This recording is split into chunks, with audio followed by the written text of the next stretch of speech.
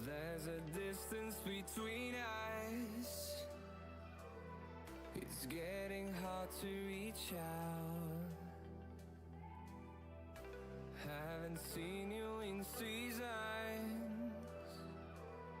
but all I hear is your voice. I know my limits, you can break me down, but I'll stay till the finish line. And I've been counting minutes for quite some time now, just to see you again. And I've been counting days to get away, to see you again, see you again. Been fighting ways to get away, to see you again, see you again.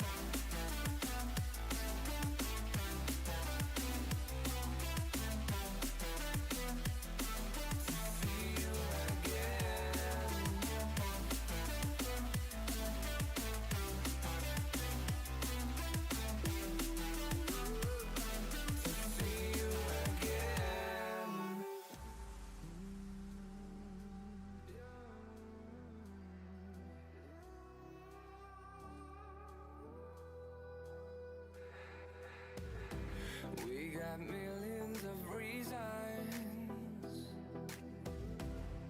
to let it all go. Hope we're not too broken. I know I'm not always strong. And I've been counting days to get away, to see you again, see you again.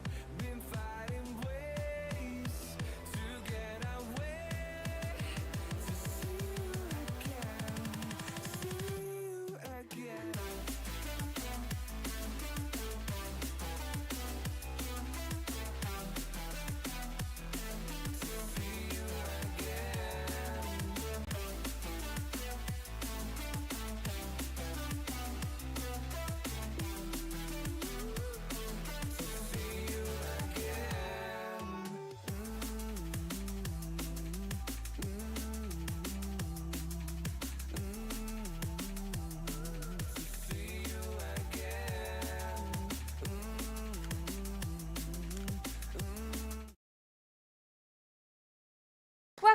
Welcome in, guys. I'm so excited for us to get to watch Ursiiday's Pokemon Pocket Weekly number 32 Top Cut, and I have the most exciting co-caster here with me today. I'm sure you guys already all recognize him.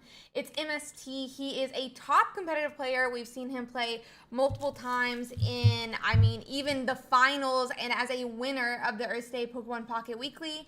And now we're so excited to have him as a co-caster. He does competitive content on his YouTube, on his Twitch, and he even has a Twitter as well. So if you're interested in checking out his content, make sure to go over there and make sure to hit the follow button. My mod will drop the links all in the chat, but MST, would you like to introduce yourself? Absolutely. Well, first of all, thank you, Ursi, for having me on. So honored to be able to co-cast with you today for the first time. So super excited. Um, as you know, for myself, my name is MST. For those that don't know me, I've been playing Pocket since end of October last year. I've been streaming it since February. And I'm a pretty competitive player. I make ranked content. I make tournament content. I was lucky enough to win 2 Ursidays. Currently going for my third. But sadly, we didn't make the top cut this week. But because of that, we are able to co-cast today. So I'll take it as a W. Thank you, Ursi, for having me on. I'm super excited.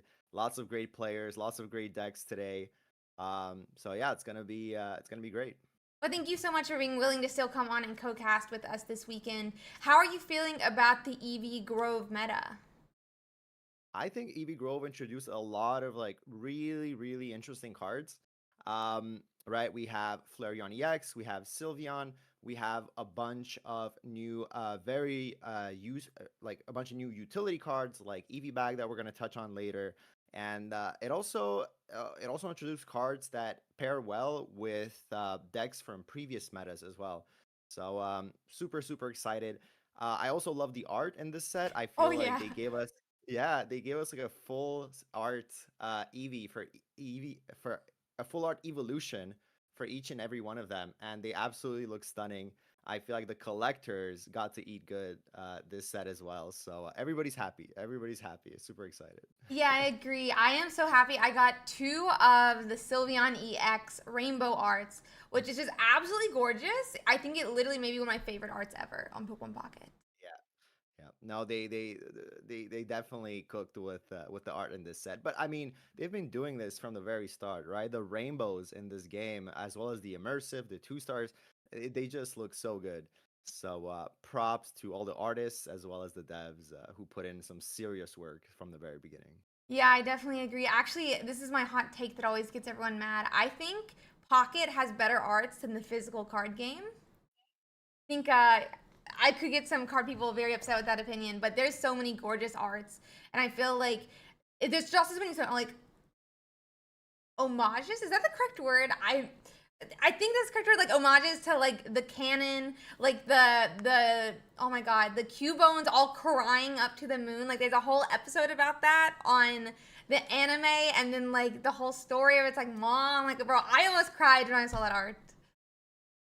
No, you're absolutely like I mean I haven't played the physical game, but I'm Mhm. absolutely blown away by the art in this set, and I love how they make references to the anime as well as to other cards, right? Like for Mhm. example, when in Mythical Island when Mew came out and you got to see Mew in different other arts. So truly, it's the card arts are beautiful, and it's a fun game to play. The mechanics are amazing, so that's why we're here hosting yet another tournament. So.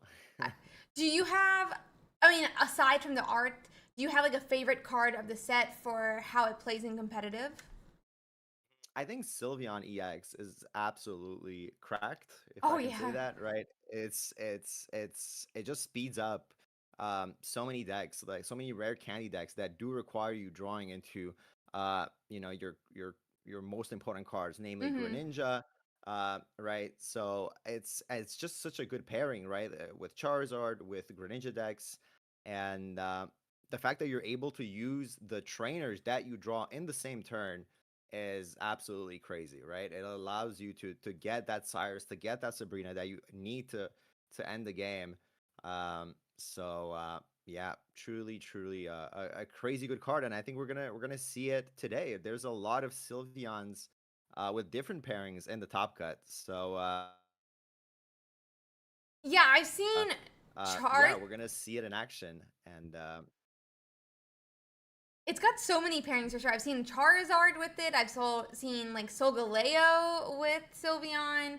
Obviously, there's the Greninja Giratina list that's running Sylveon, but the ability being the same thing as Professor's research is absolutely insane for sure. Yep.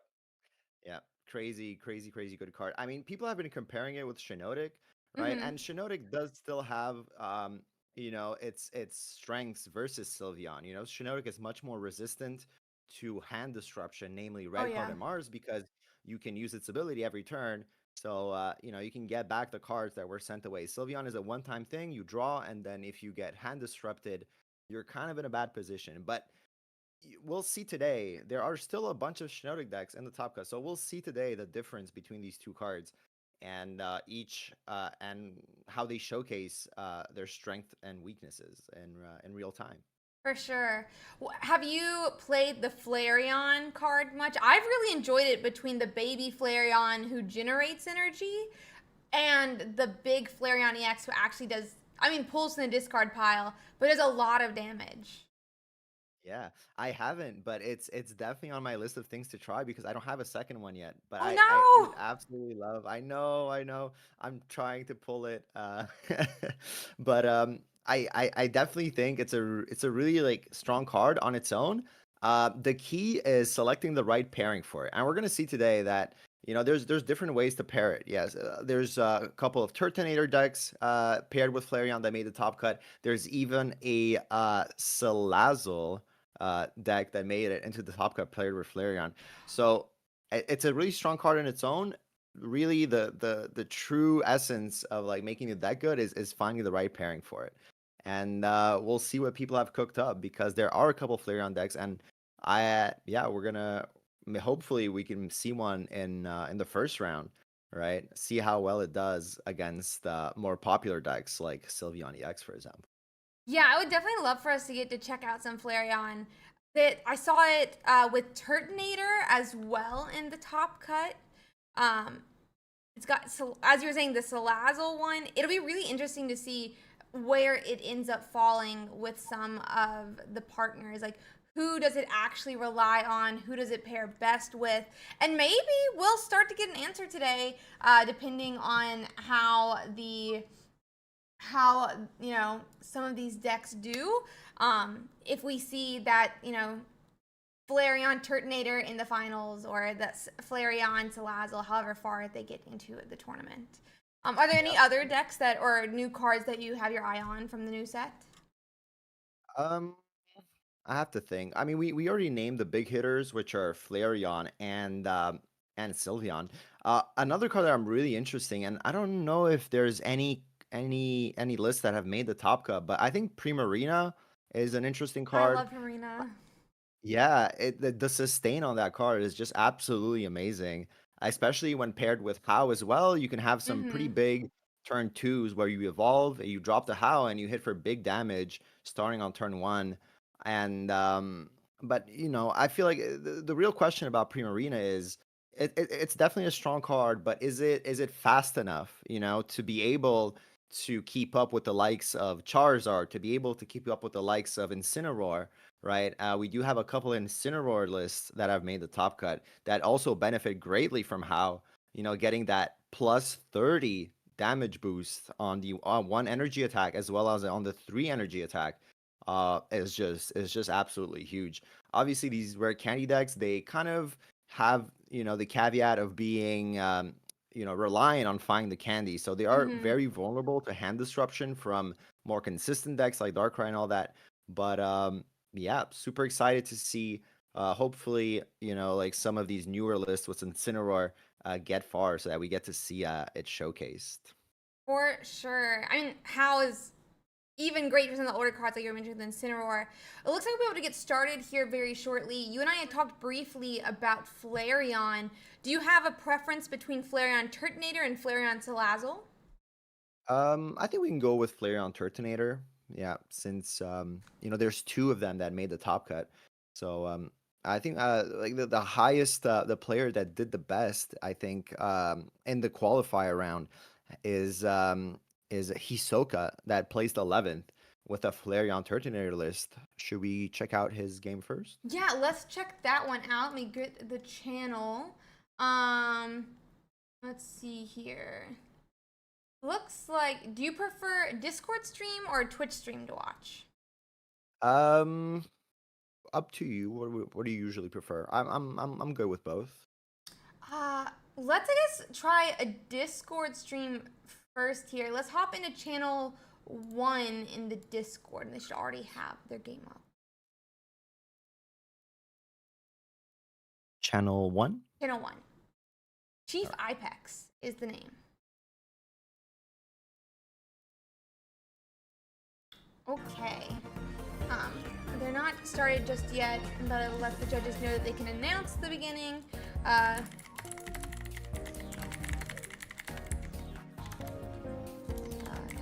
Perfect. But we're gonna get to see both of the Pokemon we were talking about briefly earlier. It's that Sylveon, Greninja, Giratina list on Ipex's, which will be our player side, versus that Flareon Turtonator on Hisoka, who will be the opponent. So.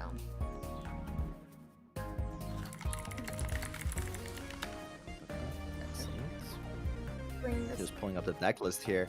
All right, so I'm currently looking at Hisoka's list. I mean, there's everything you would expect, right? There's the double Turtonator, double Kiawe. Kiawe obviously very important to draw early to activate that Turtonator. Or else, you're kind of on the back foot attaching energy manually. 2 Pokemon Center ladies to keep the Flareon EXs up and healthy, so that when they're ready to attack, they don't bring themselves. When they attach energy, they don't bring themselves into range of getting revenge killed. And then kind of like everything you would expect to see. Obviously 2 Eevee bags doing some heavy lifting as well, into not only giving Flareon EX the damage it needs to get to the important breakpoints, but also healing it before it attacks. So yeah, super excited for this matchup. Yeah, there's some really interesting things with the breakpoints with like the Eevee bag and the reds that I didn't really think about before I was playing Flareon myself.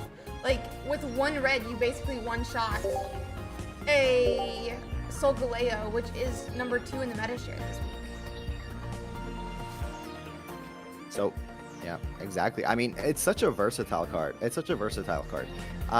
And what do I mean by that is, you have in Eevee bag is you have Irida, because it heals all your evolutions, including your Eevees, paired with Giovanni if you want.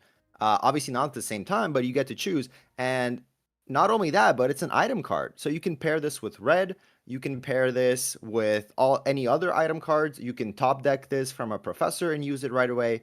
I think it's probably one of the best cards after obviously, Sylveon EX, but it's one of the best cards that were released this expansion, just because of the impact that it can have on the game.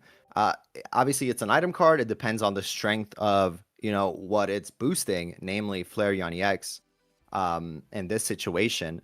But it's also a future-proof card, right? Let's say that they decide to release Umbreon EX, which is, a lot of people have been asking for, since Umbreon is such a crowd favorite. Or, any other. Yeah, we might have to wait a little bit longer. I was like 90% sure they would release it this set.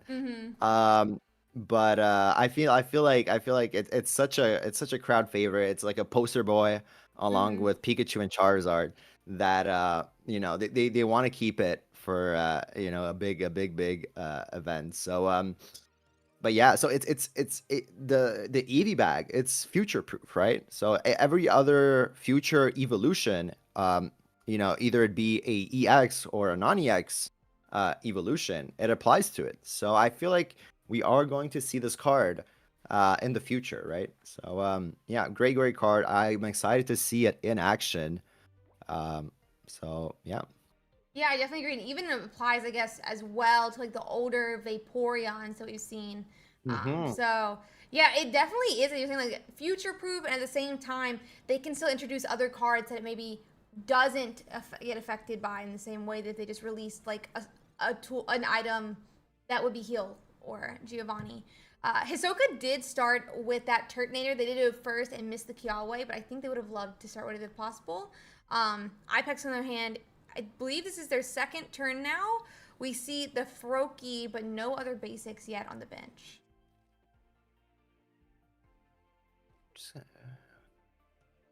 I'm trying to see. Yep. Once again, I'm gonna take a quick peek at the other players list, and we can kind of see what he's running here. So we're Hisoka is playing against the Sylveon EX Greninja. Obviously this is the list that New Matinal went absolutely crazy with in FrogEX just a couple of days ago. And Sylveon is such a great pairing for Greninja because getting an early Greninja is so impactful, being able to deal 20 to anything on the board super early, and then finishing off with a Giratina EX attack. So yeah, great pairing, and we get to see it live. I'm just trying to see. I'm having trouble seeing the screen share in the Discord. The screen Maybe share, on- it should be in our comms. Ipex. Oh, let's see. Watch. Okay, I got it. Sorry, my bad. Yeah, Ipex actually decided to evolve the Greninja an extra turn than you would expect, but I believe they're only running Psychic, so they would not be able to attack with this Greninja either way. But they did delay a turn in setting it up. Yep. All right. They're sending back a Sylveon. I think it's like almost guaranteed to be a basic here, if not actually guaranteed. Yep. There's that boy, the Froakie. Yeah. So he already has one Greninja. If he's able to get a second Greninja up,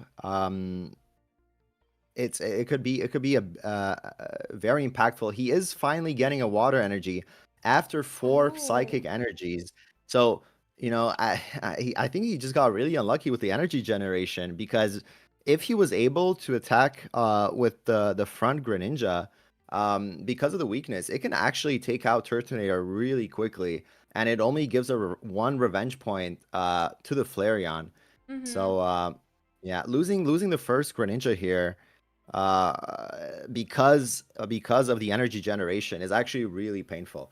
And yeah, I mean, it's one of those issues that you have to deal with when you're playing double energy. You're not guaranteed to get an alternating energy generation for your double energy cards.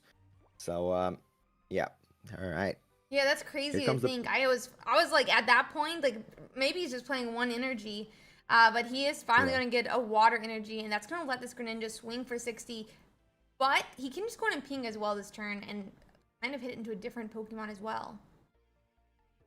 So let's see now. He's thinking. Finishes off the Turtonator with the ping. He's going to swing for 80 with weakness here. Let's see what Hisoka decides to put up. Goes for the Flareon. All right. He's going to take a hit.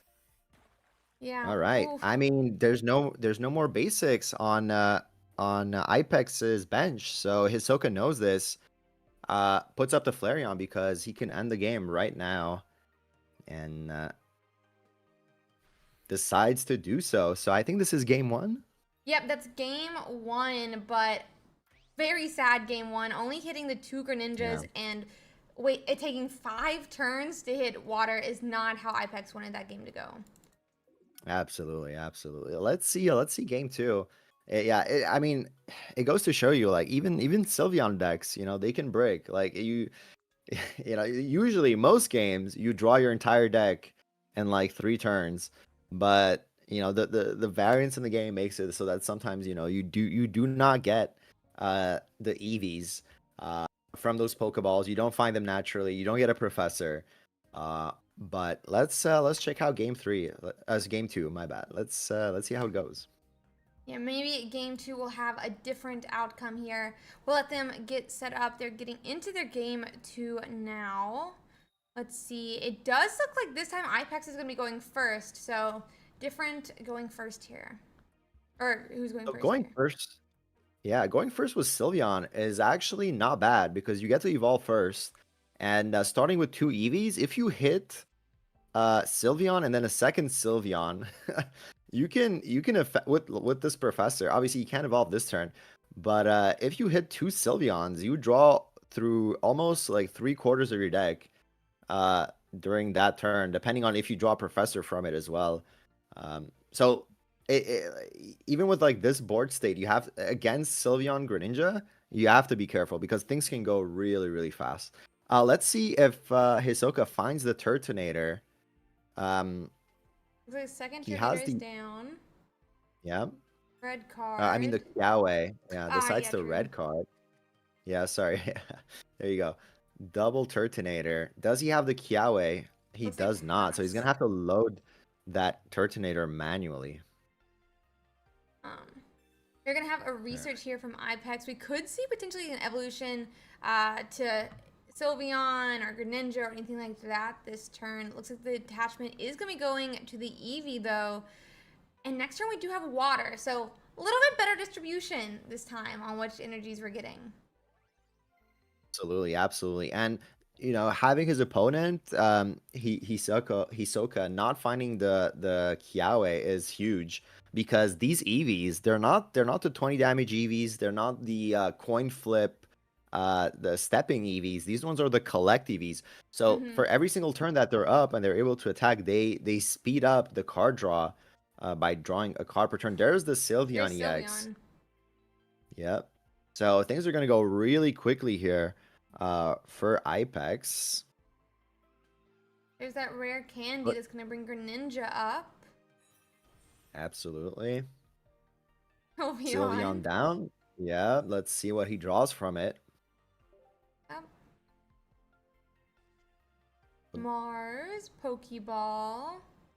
So he didn't get he was probably hoping for the second Sylveon because he already had the EV benched, so that would have sped up things even more. That goes for the Water Shuriken. Targets the Eevee. So I'm not sure if he's actually hoping to take out the Eevee with just pings because that'd be very lucky if Mm-hmm. his opponent doesn't find the Flareon in time. But I think he's definitely planning ahead, getting that chip damage on Flareon already. Because if he pings it enough times, he will be able to revenge kill a Flareon with only Greninja because Greninja ping plus attack with weakness hits for 100, right? Very So true. he's planning ahead here. The fact that Hisoka found the second Eevee kind of puts a dent in his plan because if he wants to, he can evolve the Eevee that doesn't have damage. So we'll see. We'll see what happens next. Yeah, it's really nice to find that second Eevee, especially with no energies attached anywhere except that Turtonator or the Turtonators. But with two of them powered up, this is Hisoka seems ready to fight for sure. Yeah. So Ping's the same Eevee. So his mentality is like, okay, you dropped another Eevee. You're obviously going to evolve the full HP one. Well, if you do that, I'm still going to steal a point, right, Mm-hmm. from the other Eevee. So sets up his end game. There's All Greninja. right. I think he wanted the Sylveon though, probably there. Um, Yeah, probably wanted the Sylveon. yeah, I was definitely would have been a Yeah. problem if he'd been able to get like Sylveon, Greninja, Candy. I mean, would have been perfect turn, but that would be essentially Yeah. 2 points this turn, and then there's definitely risky to put up that Turtonator. Uh, Absolutely. All right. So knocks out the first Turtonator, gets his point.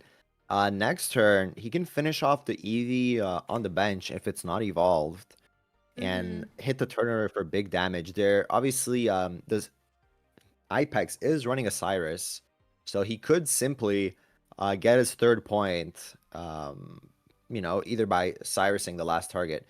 So, however, the Turtonator is going to be able to get the revenge kill on Ooh. Sylveon, even though it Oh, has a cape. There's the Flareon, evolves the damaged Eevee to keep it alive, and loads energy onto it. So, he Pokemon will be Snivy. able.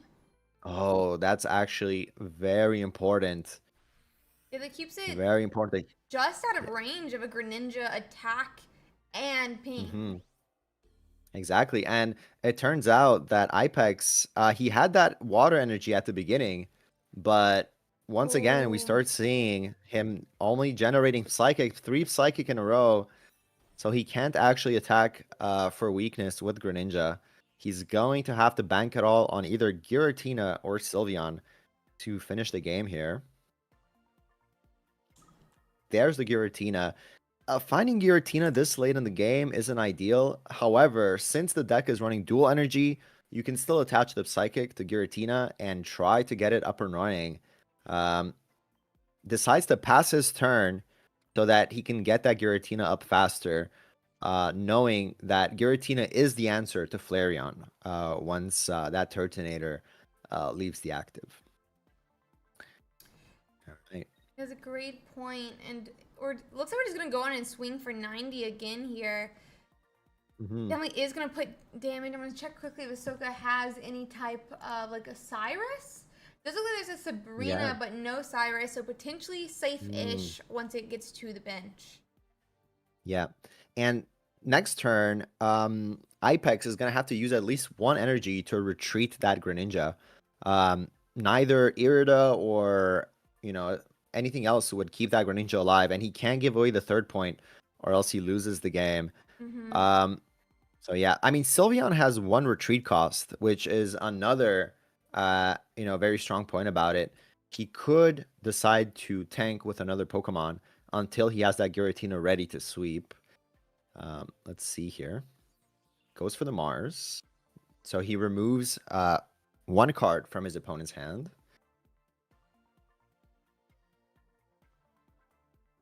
Drops the second Greninja. Again, still no water energy. So these Greninjas are just chip damage as well as punching bags for the Turtonator for now. Yeah, it's kind of interesting. I feel like a lot of times you see where like, oh, it's the Greninja pings and then Cyrusing someone up. However, in this case, Ipex doesn't want to do that because if he Cyruses up that Flareon, he can't really attack, and therefore it can just take that 3rd point. So instead, he's kind of hiding behind this like 4 energy retreat cost of the Turtonator. I mean, Ipex is kind of in a good position now. He has all the energies required on Giratina to be able to attack next turn. The energy that he's going to generate next turn is going to be useful in retreating the Greninja. So, yeah, I mean, Turtonator, as much as it is like a super strong attacker early in the game, you're kind of stuck with it in the active, right? It has a 4 retreat cost, and it discards 1 every time you attack with it. So you're essentially never getting it out of the active unless your opponent kills it, right? Or if you're playing Leaf or retreat cards, but I don't think Hisoka is. So yeah, it's like a double-edged sword. You have the early game advantage. You swing for big damage if you have the Kiawe, but at the same time, you're kind of at the mercy of what your opponent decides to put up in the active. And if he decides to stall you, he can definitely do that. And we're seeing that now from Ipex. Yeah, that's a great point. Oof. So we are just gonna have that Turtonator attack here. And we're definitely, I mean, as Ahsoka, worrying about that Cyrus that could just take those 2nd and 3rd point that Ipex needs. All right, there's the Cyrus to end the game. Ipex bringing this to a game 3.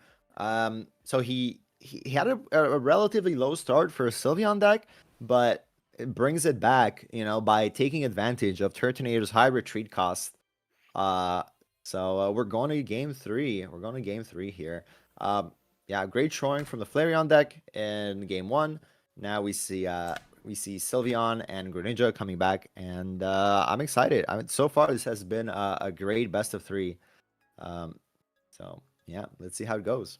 Yeah, such a great job by Ipex. Just, even though Hisoka seemed to be in a commanding position for a lot of that game, Ipex sat it out until he was able to come in and finish it off with the Giratina. We'll let them get into game 3. But So yeah, there's a couple of different lists that you can run with Sylveon Greninja. I think the tech choices are between 1 and 2 Cyrus, removing a Cyrus for an Irida, which Ipex has decided to do. But you know the staple cards are obviously two Sylveon, 2 Greninja lines, 1 or 2 Giratina. And Pokemon communication is great in this deck as well. Giant Cape super needed for Giratina. So yeah, great list by Apex here. Let's see if he can move on to the next round. Yeah, we've really seen, I feel like, the strength of that communication. Both games, game one, it got him a Yeah. basic when he didn't have a second one. Game two, it got him a Greninja that was able to get 2 pings going. We're starting with a Giratina this time, and an Eevee on the bench, just gonna be at that Bellow and Pass for now. But Hisoka, Yeah. does he have the Kiawe? There's 1 energy, second Turtonator. I don't think he's used as a supporter, but he does pass. Yeah, that's a shame because an early Kiawe could have started hitting the Giratina before it was ready to swing. Ipex, seeing that he went first, so he had the choice between leading with Eevee and Giratina. He saw he went first. He looked at his energy generated. He saw he was gonna. I mean, he only knew that he was gonna generate water, but there's the Psychic next turn. So he will. There's a second Psychic, and he's gonna be able. That's the beauty about running Psychic Energy with Giratina. You can attach the third Psychic and swing. The same turn. So his not gamble, but his choice of putting Giratina in the active from the very beginning is paying off here. And wow, this game is going much better for Ipex than last game. Drops the Sylveon, finds the Greninja, starts pinging the back, attacks the front. So wow, he's looking like in a very commanding position here. Oh, yeah. Professor draws another one. So yeah, Ouch. great, crazy fast. Yeah, Applying crazy tremendous turn. pressure. Yeah. Great job at Ipex. I almost wonder for Hisoka if it had been better to not attach, but use the To the Kawaii back. on the Turtonator Oh on the yeah. bench, so it would be powered up for this turn. But Yeah. it does. I mean, Hisoka can still find. I mean, even if he finds the Eevee now, yeah, he has to attach one so that next turn he can use the Combust and Revenge Kill the Giratina. That Turtonator is already gone. Yeah. There we go. Second Professor just absolutely speeding through his entire deck here. For sure, it Yeah. is so nice getting those researches, and Sylveon is just so helpful, even if you can't find research, in finding your research as well.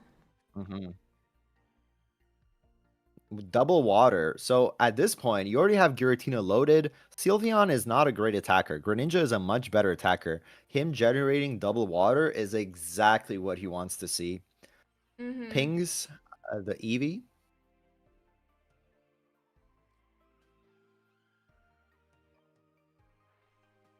Decides to bellow.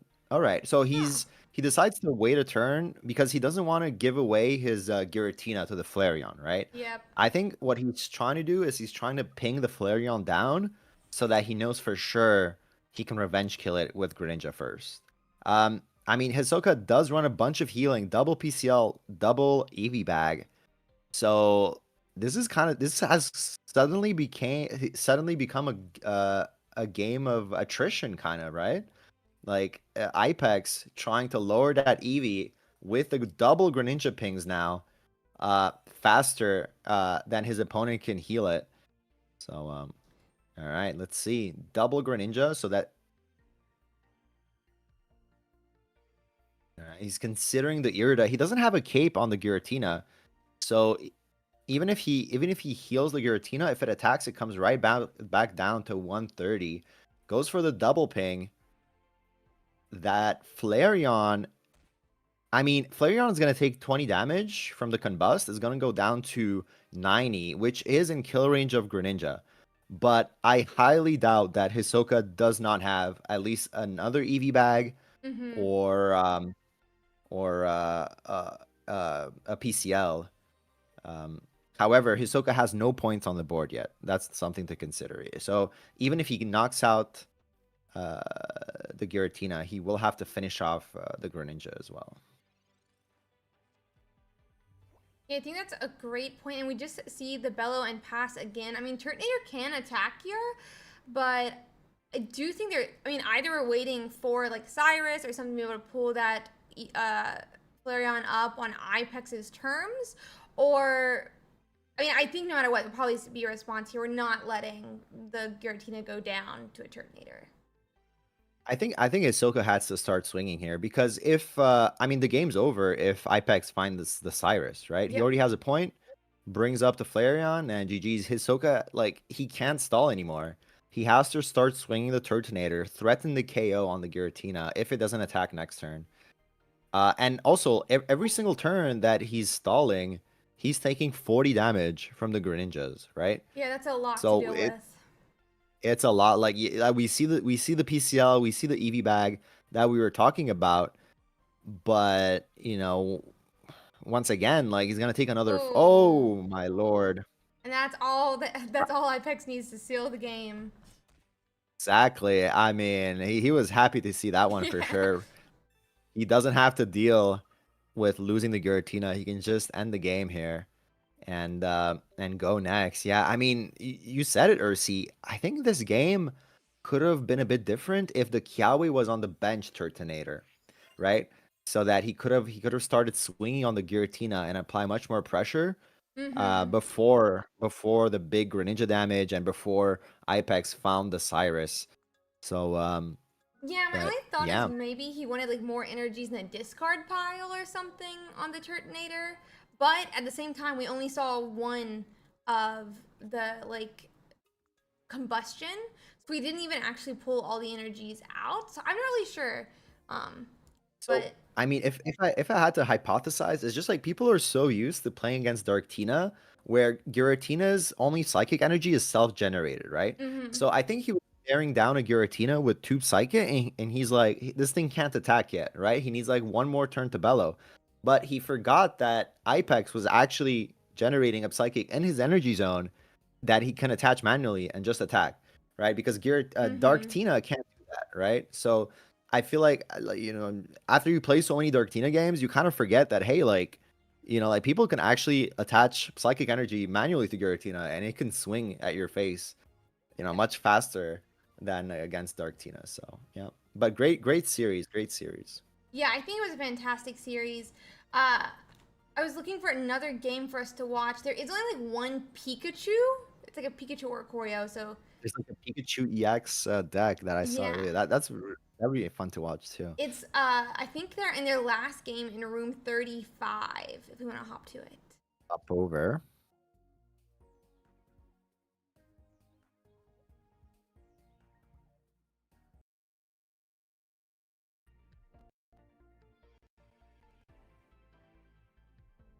All right.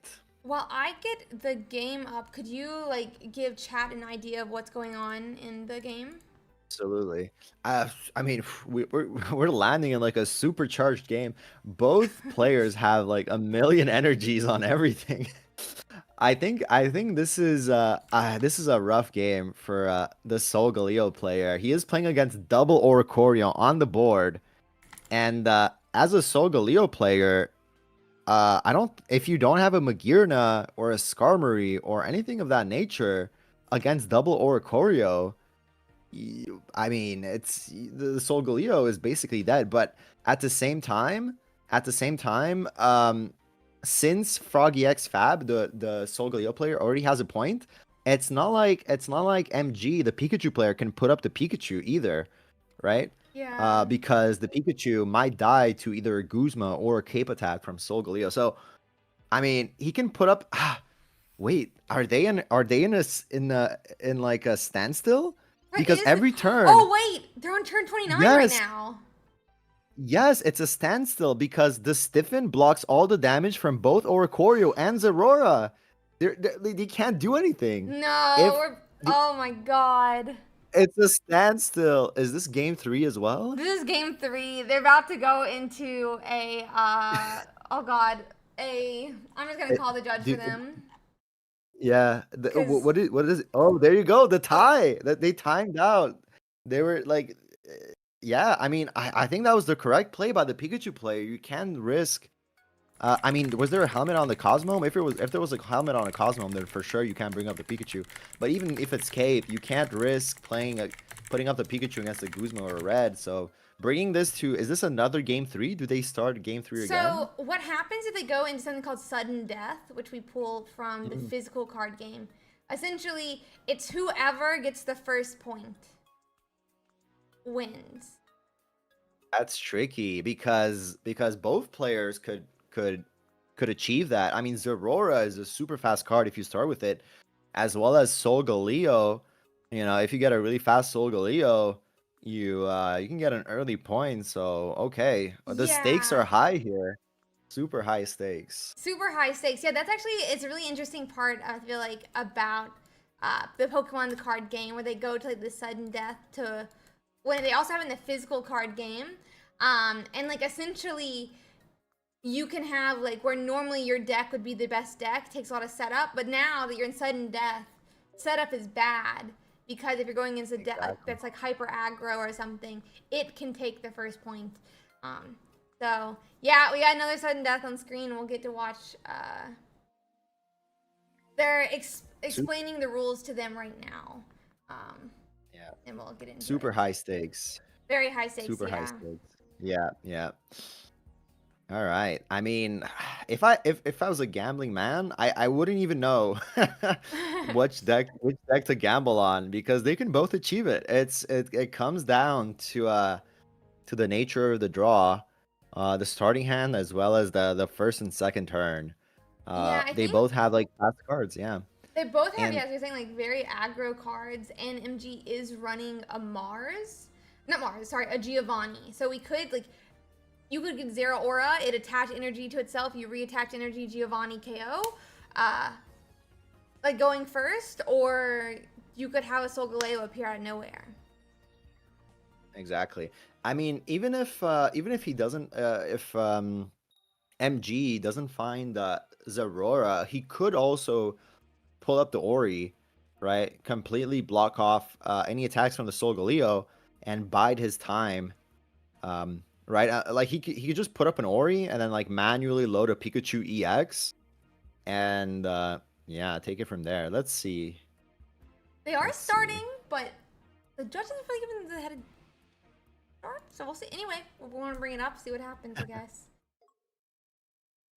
Yeah. All right. I mean, MG got the start that he wanted. He has the Zeraora in the active. However, he is not going first. Zeraora, you kind of want to go first because you get that energy and then you swing after, right? If you're going second, like there's no real advantage to it because yes, you load 2 energies on it and then you get like you get to put your energy somewhere else the turn after, but you lose out on that aggressiveness, right? So, double Zeraora. I think he wants an Ori. Decides to place it down. Says, I mean, it's sudden death. I don't have time to wait for Ori. Yeah. Yeah. Loads up.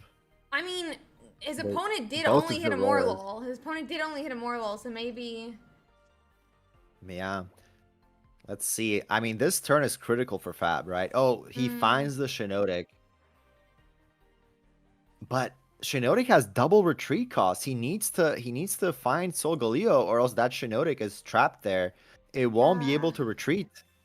I'm not sure if yeah, does Fab play a cape or any sort of healing? Let me pull it up.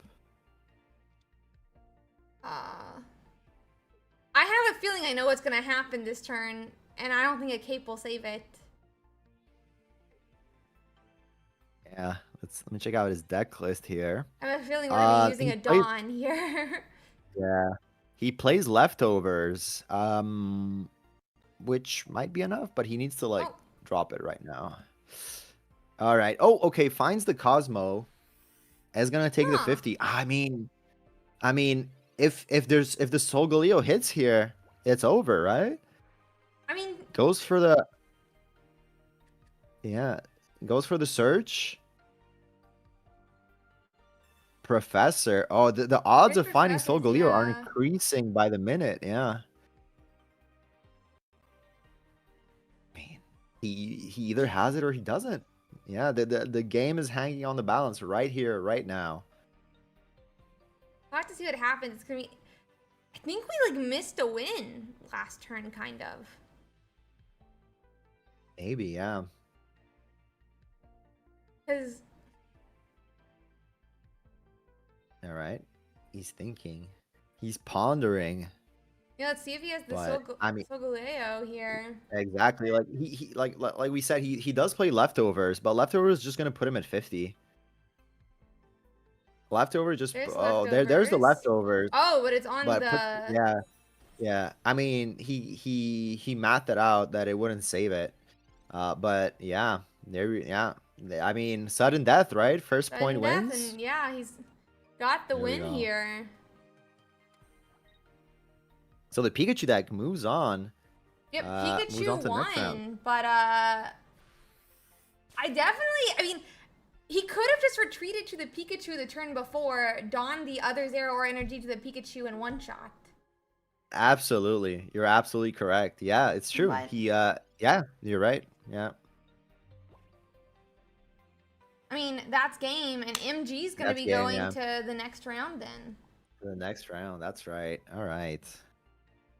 But yeah, that was really funny. Like dropping into the game and seeing like a million energies, That was something. and then figuring out, like, wait, what's happening here? Like, why is the board state the way it is? And yeah. All Yeah. right. I think it also, to some extent, takes some confidence, right? To just keep hitting with your Zero Aura into the Cosmium and not just putting your Pikachu up. Because the first turn you do it is the lowest chance that they will have the Guzma. But the longer you wait, the higher chance they have that Guzma or a red or Exactly. whatever card. So. Yeah. Yeah. I mean, it worked out in the end, but you're right that he could have sped up things a little bit. Yep. Let's see here. All right. It does look like there's 2 games still going, but they're both in their game 3. Trying to see if either of them had started recently. One started 7 or less than 7 minutes ago. If we would want to try that. Perfect. Yep. Let's hop to channel. It is a Magnezone Shiinotic versus a Tapu Koko Magnezone. Do you have a preference? Let's see Tapu Koko. I feel like Tapu Koko is interesting. What channel is it? It'll be channel 2 then. Let's hop to channel 2. Perfect. Let's hop on over.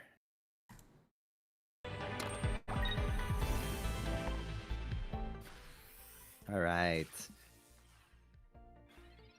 Okay, so I mean, in this matchup, the player playing the Tapu Koko usually has a harder time, right? Because the Oris don't do much against his Oris don't do much against the Magnezones, but his opponent's Oris actually, prevent the Tapu Koko from attacking. So yeah, let's see here. So the board state is 1-1. It looks like our protagonist, the player that we're watching, is going to be able to get the KO here. Gets a second point. There's no energy on the Oricorio for his opponent, but he can attack with the Magneton for 60. But then the Tapu Koko revenge kills, since it already has 2 points on it. He needs to find the Magnezone. He's decked out. He's decked out, so he probably has it, right? Yeah, it probably has it here. Let's see what he ends up getting. But yep, there's the Magneton. Yep. Easy KO into the Magnezone. And what's he supposed to now do into the Tapu Koko? Only swings for 90. Yeah. So, I mean, he can always bring up the Ori. But then, yeah, he can always bring up the Ori. It becomes an Ori fight, basically. If he, let's see, goes for the Tapu Koko, he's gonna swing for 90 on the Magnezone. If the top player has a red, he could be able to revenge kill the Tapu Koko. But if not, I think it kind of becomes like a Ori face-off until the bottom player finds a second Magnezone. Let's see. Yep. Definitely swing with the Tapu Koko here. He needs to protect the Ori in case of a Sabrina, maybe he knows his opponent already used the Sabrina since we hopped up late into the game. His opponent only has 2 cards. Nothing new to like rely on. Yeah, it becomes a battle of the Oris. Hits for 50, but the other Ori is going to be able to come up first and get a swing. It's not looking good. I mean, the top player playing the Shiinotics obviously decked out first, right? So he sped through his deck, but that's kind of the issue with both Sylveon and Shiinotic. Yes, you speed through your deck, but you have to have way to kill your opponent, right? Yeah. Like, you need damage, right? You need, like, finishers, right? Because speeding through your deck is only useful if you can end the game, right? For sure. So we're seeing it now. You know, having lost the first Magnezone and having a second one with no energy on it. Oh, wait, decides to attack with Tapu Koko I don't. instead of Ori, but the Magnezone didn't have energy on it. Well, What? all right. Well, it's okay. Okay. It's all good. All good. We take those. We take those. We take it. We take it. We take those. No need to worry. It's all good. Well, then we'll be going to our... Oh, I guess there's still the other game going, but they started like 12 minutes, or over 12 minutes ago, or less than 12 minutes ago, but like 12 minutes is a long time in Pocket. Yes, it is. Yeah, it's an eternity in Pocket. Games go so fast, and that's that's actually a thing that I really enjoy about Pocket. You know, I've been playing TCGs for a long time, and just like the quickness of the games is actually refreshing because like playing like a 20-30 minute game and then losing is like absolutely heartbreaking. But Pocket, you know, you're like, it's fine, you know, you go next, you get a fresh start. Yeah, So, honestly, I love that about. that was one of my favorite parts about Pocket at the beginning, because like you play these like super long games where like the last turn you do like 20 different actions to change your chance of losing from an 80% chance to a 70% chance, and then you lose anyway. Yeah. And this one's like, you do the actions, but it's 6 minutes long or 15 max. So it's like, okay, you can recover. Yeah, absolutely. It's tough on the mental, you know. Pocket, you get a fresh start every couple of minutes, so it definitely helps. You know, with staying on top of your game. Do we have anybody else that's still playing this round? I don't know if we should hop over or not. There is a game between Magnezone Shiinotic and Sylveon EX Greninja that is like, I guess 13 minutes in now.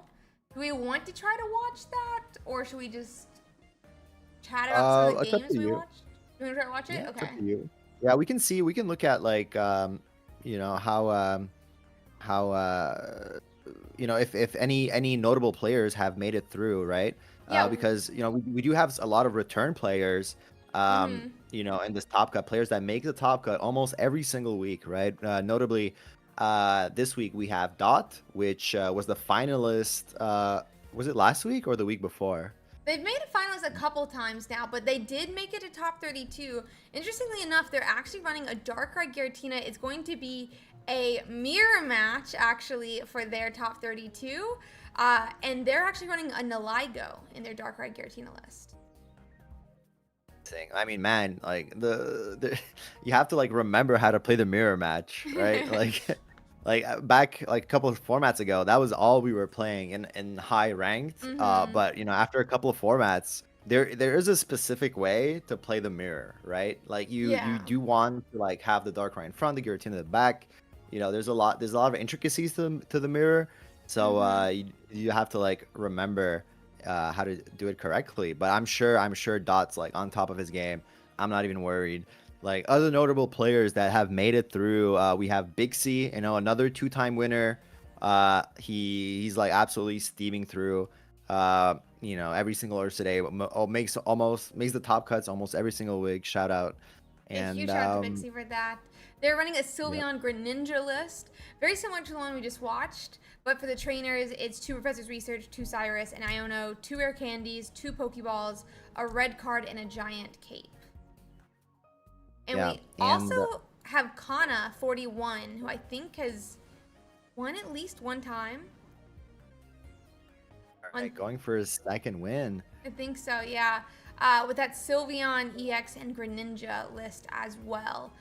They're not running an Iono though, and they're running a Pokemon Communication instead. Interesting. So yeah, super excited. I think we're only waiting. Yeah, we're only waiting on one final airing. Yeah, where they're 1-1. Very cool. We have also FrogEX Narumi, another very high ranked player in ranked mode. He is also running Sylveon Greninja. I think I mean, yesterday on my stream I was like, man, if I had 2 Sylveons, I would be playing this deck too. It feels like an improved version of what Tapu Lele Giratina Greninja used to be, right?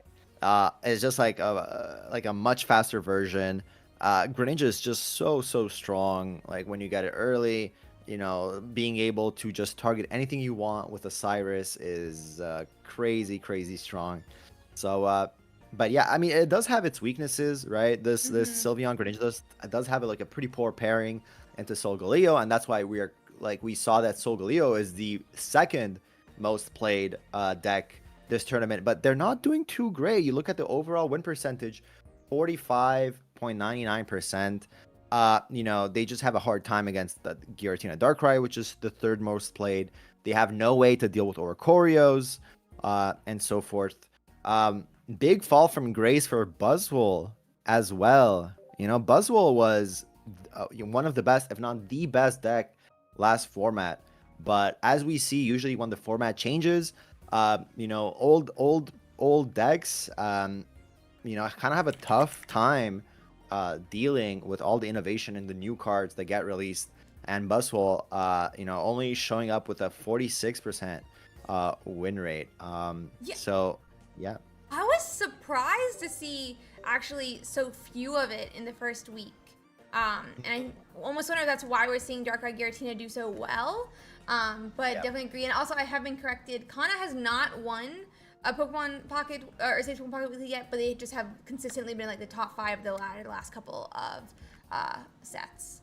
So my bad on that one. And then we also have actually Hanamon as well, who's a 2-time Ursiiday winner on Darkrai Giratina as well. Right, and I think Hanamon was one of the first 2-time winners back in genetic Apex. Am I wrong? Or Mystical Island, somewhere in there, yeah. Okay, yeah. One of the first 2. It was like really cool. It does. Shout out to yeah, go ahead. No, you go. My bad. I was gonna say, like, shout out to the players that brought Slurpuff Alcremie to Ursiiday. Yeah, super cute deck. I've had a lot of fun playing it. I love the fact that they introduce like a permanent buff, you know, like a buff that lasts the entire game and that like you can ramp it. Because I feel like it's like the first time that we have something like that, right? You remember when Cyclozar came out, and you know, when you read the card, it kind of like insinuated that you get 20 every turn, but it's just like 20-40 and then that's it, you know. But this Alcremie is actually, you know, the first one where the longer the game goes, you know, you can swing for a ridiculous amount of damage. Yeah, I've seen something like 300 damage, some screenshots of it. Yeah, so super fun to play. It does have its own weaknesses, you know, everything there is like really low HP, and it kind of, you know, we see the result of that in the win rate, only a 37% win rate. But I'm sure the players that are playing it are having a lot of fun, and they definitely get bonus aura points for their choice of decks, so shout out to them. Definitely agree. I really hope that one ends up doing well. I hope like it just takes a little bit of time, and then we'll see it into the top 64. With that being said, we do have our top 32 in. So we'll be able to find us our next game. Do you have any preference on what games we watch for here? Let's see. I think we can watch maybe Narumi versus Shubham. What do you think? Or do you have another preference? It's a Sylveon EX Greninja versus a Solgaleo. But yeah, I'm trying to see if there's still like that one. All right, perfect. Let's see. Do you know which? It is. I think Shubham normally has good stream. Let's do channel 51. Perfect.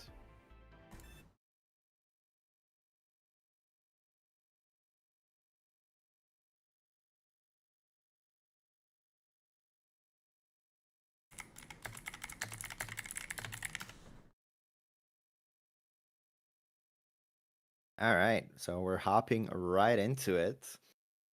Once again, this is one of the few unfavored matchups for Sylveon EX. Simply because Sylveon has a metal weakness, right? So it does get one shot by Solgaleo if it doesn't have a cape. Solgaleo lists are also taking in either Guzma or Red to be able to deal with that. However, Sylveon EX can still put up a fight if they get an early Greninja, if they get water energy, and if they're able to find the Cyrus to take out the Cosmo before the Cosmog um before the Solgaleo player is able to get it up. So there are win conditions for the Sylveon Giratina deck. So let's see how it works out here. Yep, we'll have to see it for sure. I'm really excited to see some Yeah. of these different, I mean, like different matchups. The old, the old leader versus the of the new. deck Yeah, against the new one. So that's always great to see. absolutely. And once again, we're gonna get to see the difference between the two types of draw cards, right? Like we have Shiinotic in Solgaleo, and we have Silvally EX in the Greninja version. And I think it's important to once again highlight, the differences, right? Obviously, Shiinotic only draws Pokemon, uh, but in a Solgaleo deck, where you only play the Shiinotic lines and the Solgaleo lines, it's perfect, right? You don't want to draw supporters. You want to draw, your Solgaleo line to be able to swing with it ASAP. However, in the Sylveon list, being able to find the Cyrus or the Candy for Greninja. So obviously, Shiinotic can't help you with finding the Candy. It can only help you find the Pokemon. But Sylveon can. So you can find professors, you can find candy, you can find the comms if you're running one.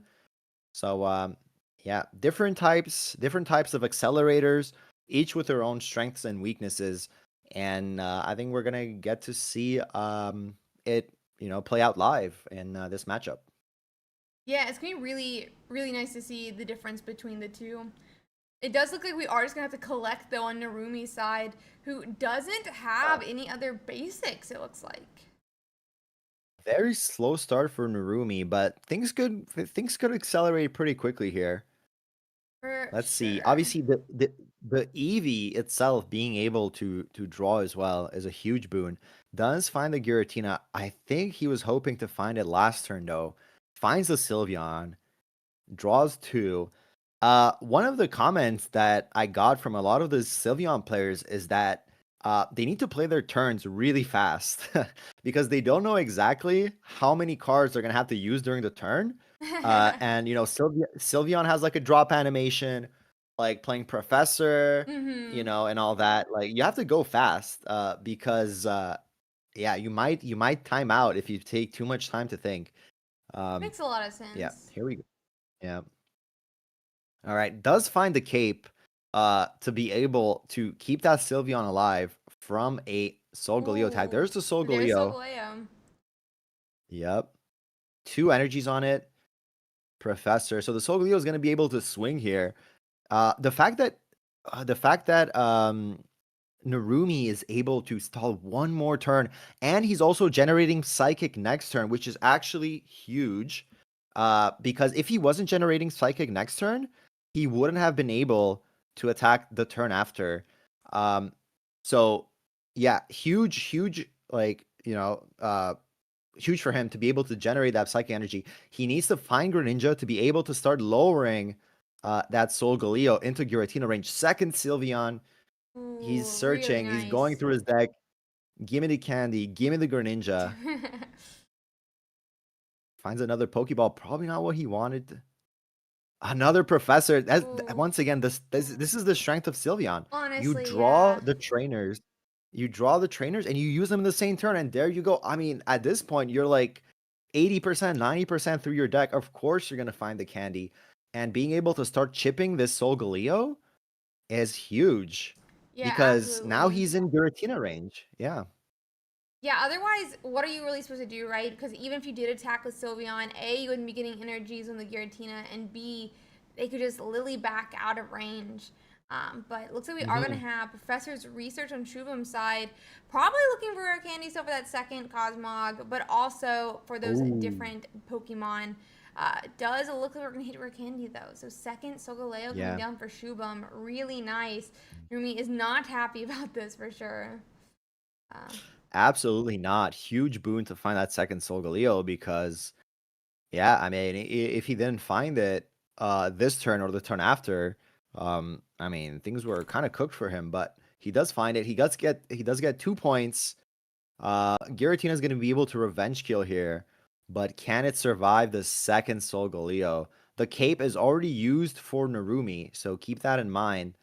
Red card to shuffle away the cards. All right. Here we go. Here comes the ping. Yeah. I mean, that's going to be 2 points for Narumi, but if we do use that Sabrina here, I don't think there's a single card on Narumi's bench that can survive it. Absolutely. So Shubham needed either to, we saw him reshuffle away the red, so he needed to find the red again, or the Sabrina. Those were kind of his only win conditions here. I mean, you know, to be able to win the game this turn, you know, he could have still, you know, got it next turn. But there you go. Game 1 in the bag. And yep, really nice game 1 by Shubham. We'll let them get set up for their game 2. And see how if Narumi can come back from that first loss. Yeah, it is a tough matchup. It's a super tough matchup for Narumi. You kind of like have to start with Giratina on turn 1. You have to, you know, be able to take the there's a lot of things that have to go right, you know, for this matchup to work out. But hey, it's not over yet. It's not over till it's over. So let's go to game 2 and see. Yeah. Let's let them get set up here. Absolutely, absolutely. Is there anything you would like to see Narumi do different for this game to come back? I mean, Narumi's a great player. You know, I feel like he definitely sees like all the lines he needs to see. He is generating water here on his turn 1, so being able to open with a Froakie might be good. But hey, Giratina is just as good. He definitely wanted to have that on turn 1. And like a front-loaded Giratina that gets online really fast could really like seal the game. He's generating water first, so he wants at least Psychic next turn, right? Or else he's gonna be much slower on the Giratina. But yeah, let's see how the energy generation works out for him. If I had to play this matchup, I would like, because right, like in your tournament, players are allowed to switch energies in between rounds because it's not required to declare your energy. So like I feel like in certain matchups, like for example, the Sylveon versus Darkrai matchup, you know, you could just remove the water, right? In matchups where Greninja is much less important as an attacker, you could remove the water. If I was playing this matchup, I would still play the water, because the potential of an early attacking Greninja is just too good. You know, you can't pass up on that.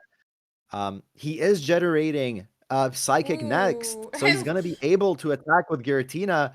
All Shubham has is 2 more lulls,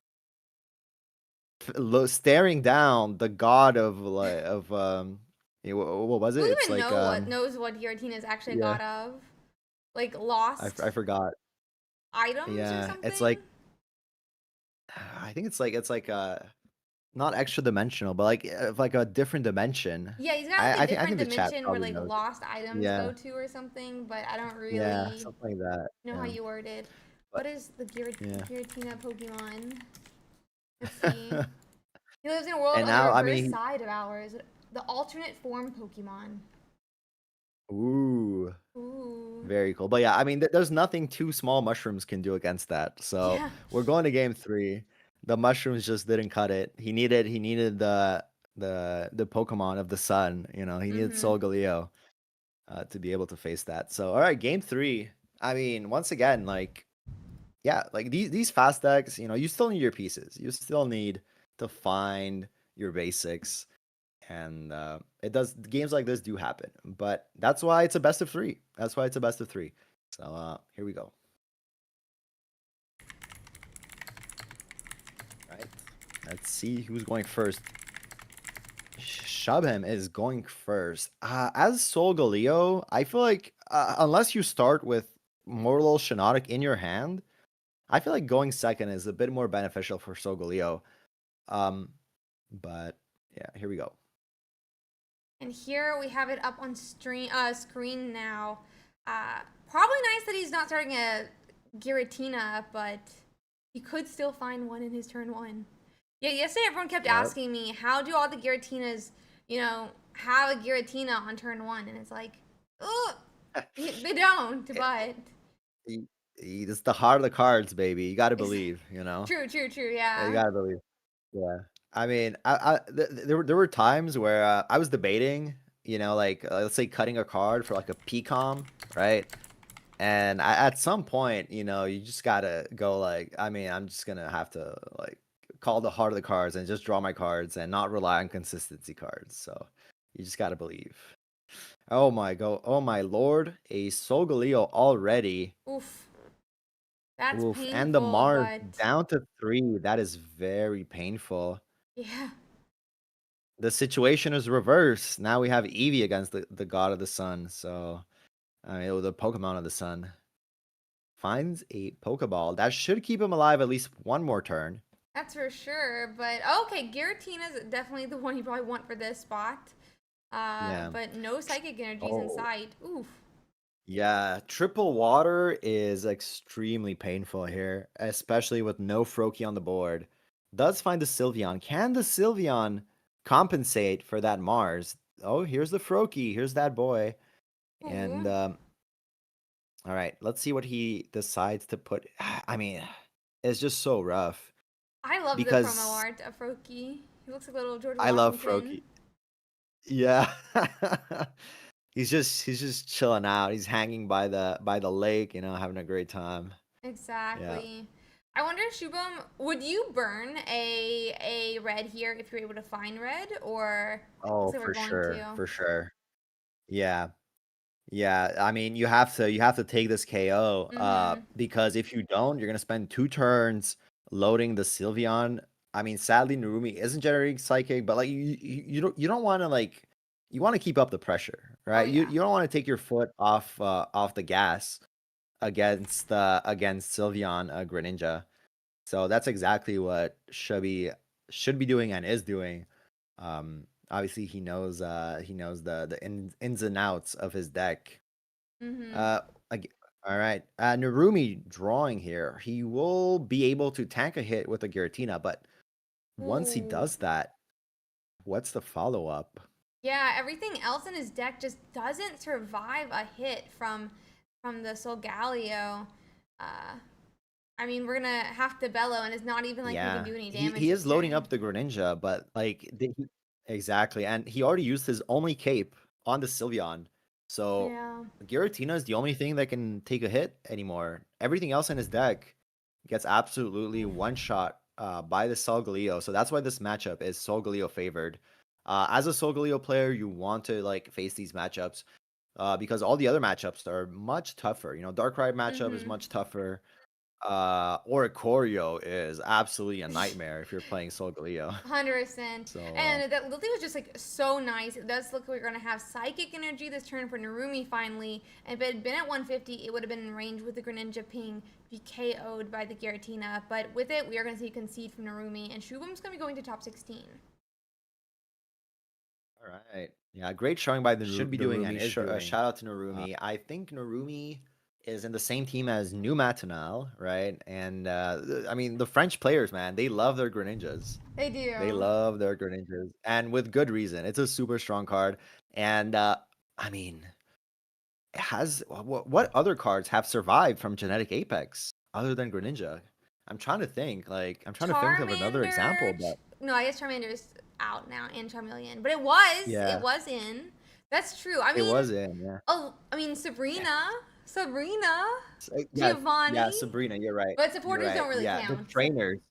Yeah. The trainers have survived, but like I'm thinking of like Pokemon. Yeah, there's like the Mm-hmm. Greninja line.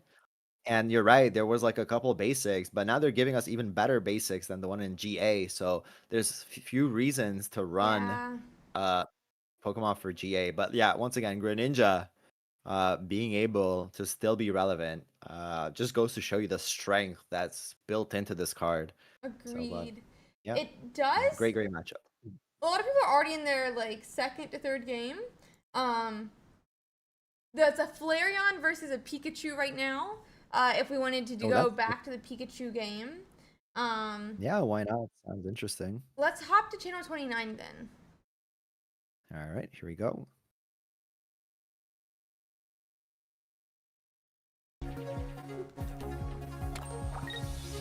Oh, gotta see a Pikachu attack. All right, let's see where we landed here. Is this you know what game this is in the It's series? game 2, and MG is down again. All right. Okay, all right. Both players at 2 energy here. Sorry, at 2 win points. It looks like the Pikachu just finished offloading its energy, but was that a top deck? Was that a Flareon top deck? It might have been. Gets the Flareon as he needed, combusts to add the energy, places the last energy, and you said MG is down a game or Yeah, up a game? so abzange is going to continue on, but I do believe that's right. the end of MG's run. All right. I mean, I love to see Flareon making it into the top 16. I think it's a great card, and yeah, love to see it. Love to see it. I also love Flareon the Pokemon. I think they did a great job with like the 1-star art is like absolutely amazing. The rainbow Flareon is great too. So great to see Yeah, it move forward. Yeah, the repping the evolutions as well. I mean with Sylveon EX as well. I agree. I didn't realize this. There's a Sylveon Magnezone list right now. Ooh, very interesting. I guess it's like it's the substitute for Shiinotic, right? Yeah, I guess And it's just like yeah. substituting it, but I just thought it was interesting. Trying to see if I can find the channel they're in, because oh, let's hop to channel 7. Perfect.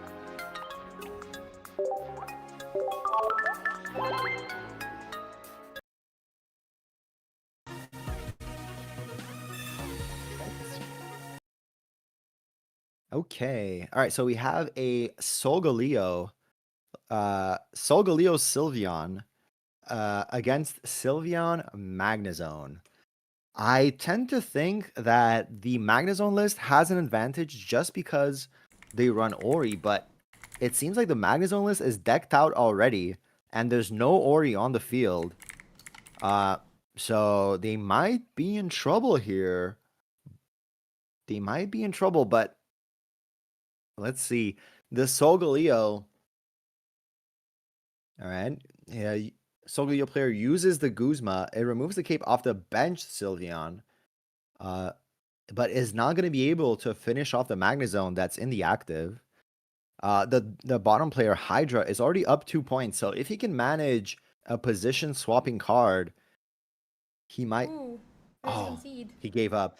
Yeah, I think since the Hydra is already decked out, his opponent knows exactly what he has left in his deck, and it was a Cyrus that Yeah, was left in the deck. So at that point, you just save your mental energy. You agreed. get ready for the next game. Was that game 1 or 2? That was game 3. That was game 3 for them. Game 3. I'm Okay. trying to see if we can find us another game to maybe hop in on. Mhm. Tots is a Darktina mirror match. Jaydankest is running Guzzlord and Nihilego, and they're surprisingly against a Guzzlord and Nihilego. Oh, what are the odds of getting a mirror when Yeah. you're playing, one of the decks that, don't have that much of a showing compared to other Yeah, decks? for real. I was a But little surprised by it that one. happens, yeah. Yeah, yeah. Um, we could watch that one. There's also a Magnezone Shiinotic versus a Sylveon Greninja.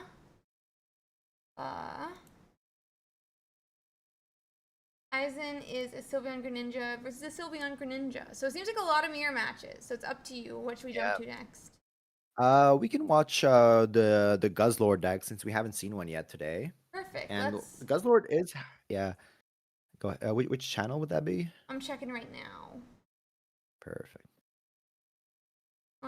Let's hop to channel 38. 38. Here we go.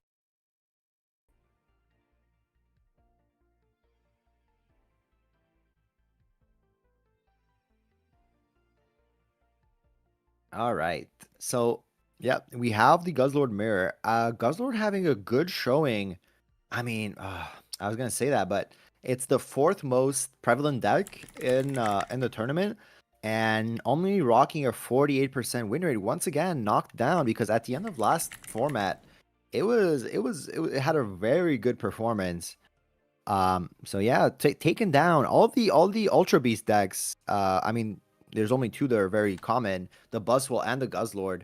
Um, they got knocked down a peg by all these new cards, coming into play. So let's see how this mirror uh works out. Is this let me see if this is this game one or This should be game 2. Jay is up a game. game two. Perfect. All right. It's we Sabrina, or do they just move the Nihilego into the active? Because if we attack, it just immediately gets knocked out here because of that poison barb on Jay's Nihilego.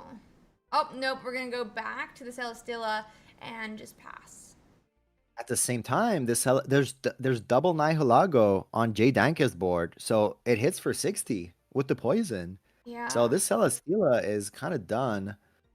Um, I mean, at the same time, Lucamine is like a really good comeback mechanic, right? You can Mm-hmm. only activate Lucamine once you lose a Pokemon. Maybe this is intentional because he has two energies on the Guzzlord, right?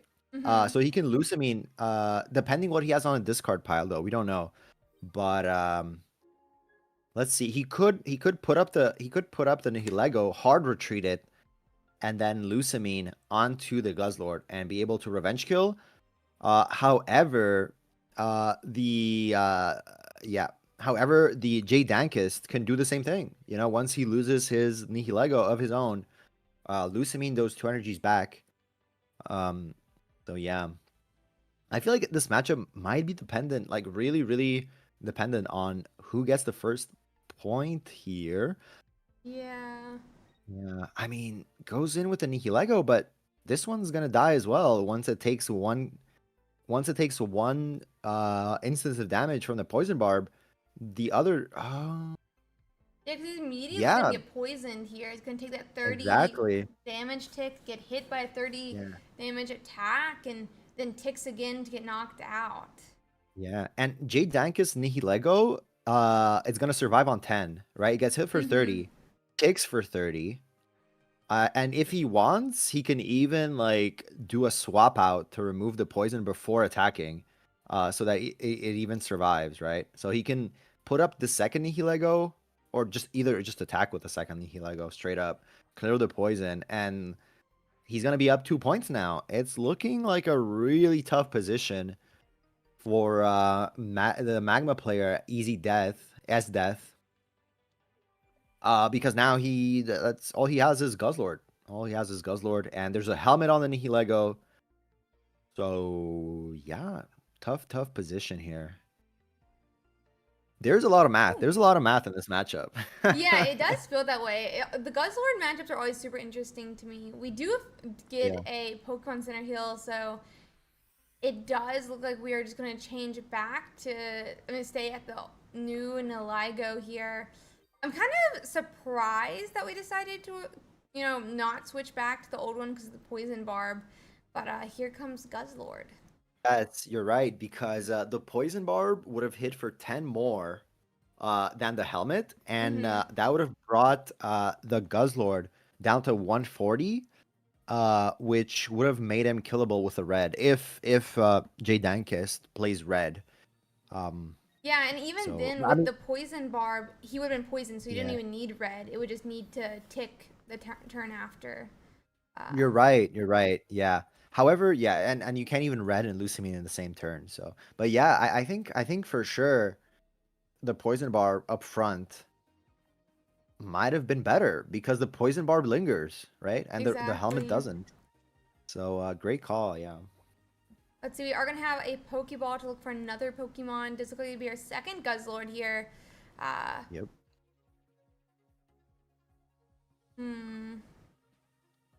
And yeah. And I mean, he's Jaydankest is kind of safe here because even in the advent of Sabrina, he can just give up the Celesteela and he's good, right?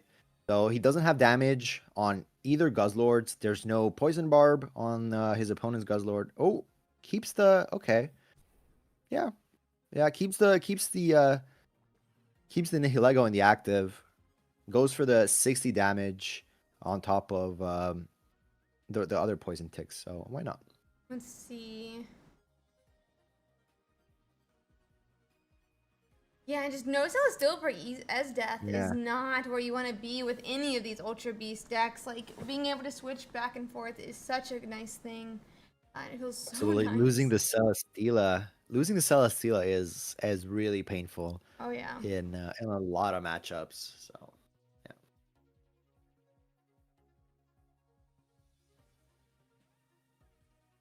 yeah. Let's see. All right. Once again, like in these Guzzlord matchups, no matter what deck you're playing, Guzma is just such a boon, you know? Oh, yeah. Like the Guzzlord relies so heavily on Poison Barb to be able to dish out damage that an early Guzma into, a single Poison Barb is absolutely slows them down to a crawl. Because Nihilego, just one Nihilego, lacks kind of like the damage without, Poison Barbs on top. So, all right. Brings up his own Guzz. Oh yeah, goes for the Sabrina. Makes and sense. it's game here. Yeah, that is there we go. To finish it off. Yep.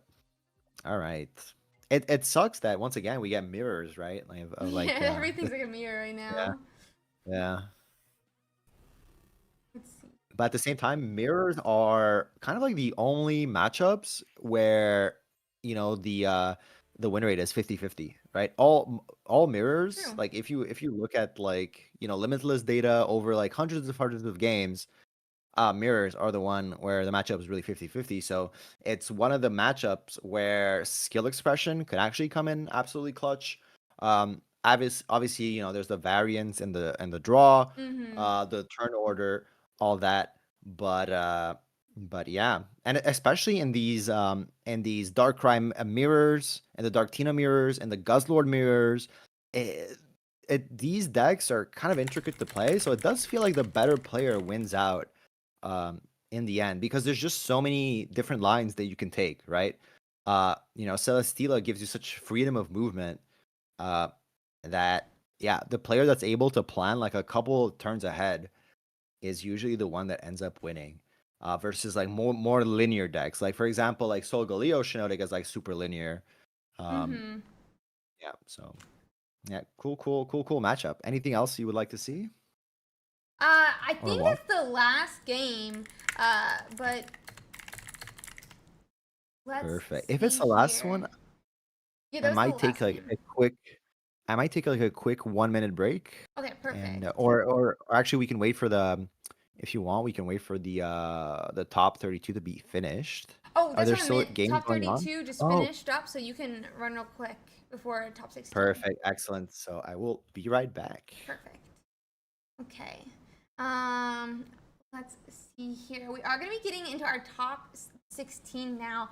Honestly, I have a preference on what I want to watch next, and it is not because of the matchup. It's because of the two players. I think who I want to watch next is going to be Bixie versus Kana41.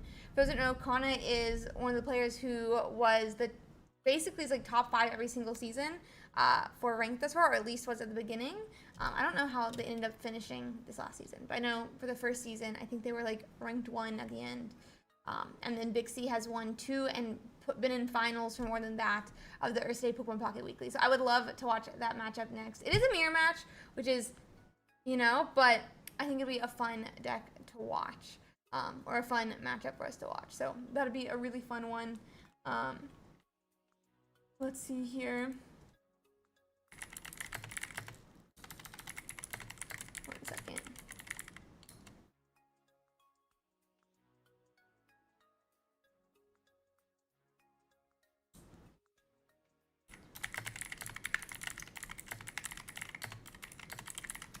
And then we'll get to watch that, but it is going to be a Sylveon EX Greninja semi-mirror match here. Hi, MST. I was saying that I think for the next round, I would love to watch it's like Bixie versus Kana 41. So Yeah. two Oh yeah, top Battle of the players. Greats. Exactly, Absolutely. exactly. I was thinking we could hop to channel 41, and depending on how how it looks, Bixie also has a stream, but we can hop to 41 now. Let's do it. Perfect.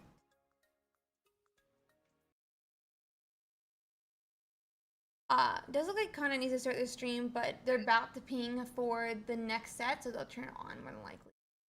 That happens. But yeah, let's check out the matchup here. So, let's see pairings.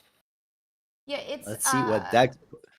Bixie switched out the Pokemon communication for an Iono, and Kana has the Pokemon communication, which it sounded like earlier you thought potentially the Pokemon communication might be the better list for this. Yeah, let me just look it over. Double Cyrus for Kana, red card Pecom's Giant Cape. Yeah, I mean, and then Bixie, you said is running. So the is running Double Cyrus as well. Iono, red card Giant Cape. Okay, so yeah, so the only difference is the Pecom for the Iono. It's hard to say. Personally, I enjoy Iono more in candy decks because Iono is kind of like the only outside of Professor and Sylveon. Iono is kind of like the only card that gives you candy, and it's really good in decks that don't play the middle evolution, right? Like the decks that don't play Frogadier, the only way to get your Greninja is through candy. So, like, candy is an absolutely important card to get early, right? And Iono offers you that opportunity to get a second chance at getting it, right? And also what I like about Iono rather than Pecoms is that Sylveon gives you a huge hand, right? Like you can Sylveon Professor or like double Sylveon Professor. You have like a million cards in your hand. So the odds of like reshuffling your entire hand with Iono and getting the card that you want are higher versus other decks, right? That's obviously in situations where you don't get red carded. But yeah, so I do like the Iono Sylveon combo from Bixie. I do think it makes a lot of sense. Also, communication is good, but I feel like it gets like a little bit less good the more Pokemon you play, right? Yeah, I can see that. In decks like yeah, in decks where like let's say like let's go back in time and like think about Weavile Darkrai, right?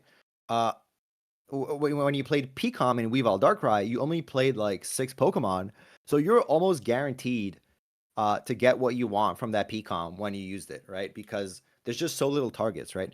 But in this Sylveon Greninja deck, there's 9 targets for Pecom. But at the same time, like getting a Sylveon from Pecom is great. You need Pecom, an early Pecom to send away like a duplicate for a Giratina to be able to drop it on turn 1 is also absolutely clutch. So I kind of see like the logic behind both picks. Makes sense. So yeah, I'm excited to see. Yeah, I'm excited to see how it plays out. Yeah, we'll have to see I mean, it's only obviously 2 to 3 games, so even then, it's, we would It's need more hard. matches. It's hard to tell. Yeah, Yeah, but it'll yeah. be interesting to see how it plays out here. They are getting into their games here, and my judges actually got us some numbers. Kana has made Top Cut 4 times, and Bixie has made Top Cut 8 times, and obviously they won the back-to-back weeks. So Yeah.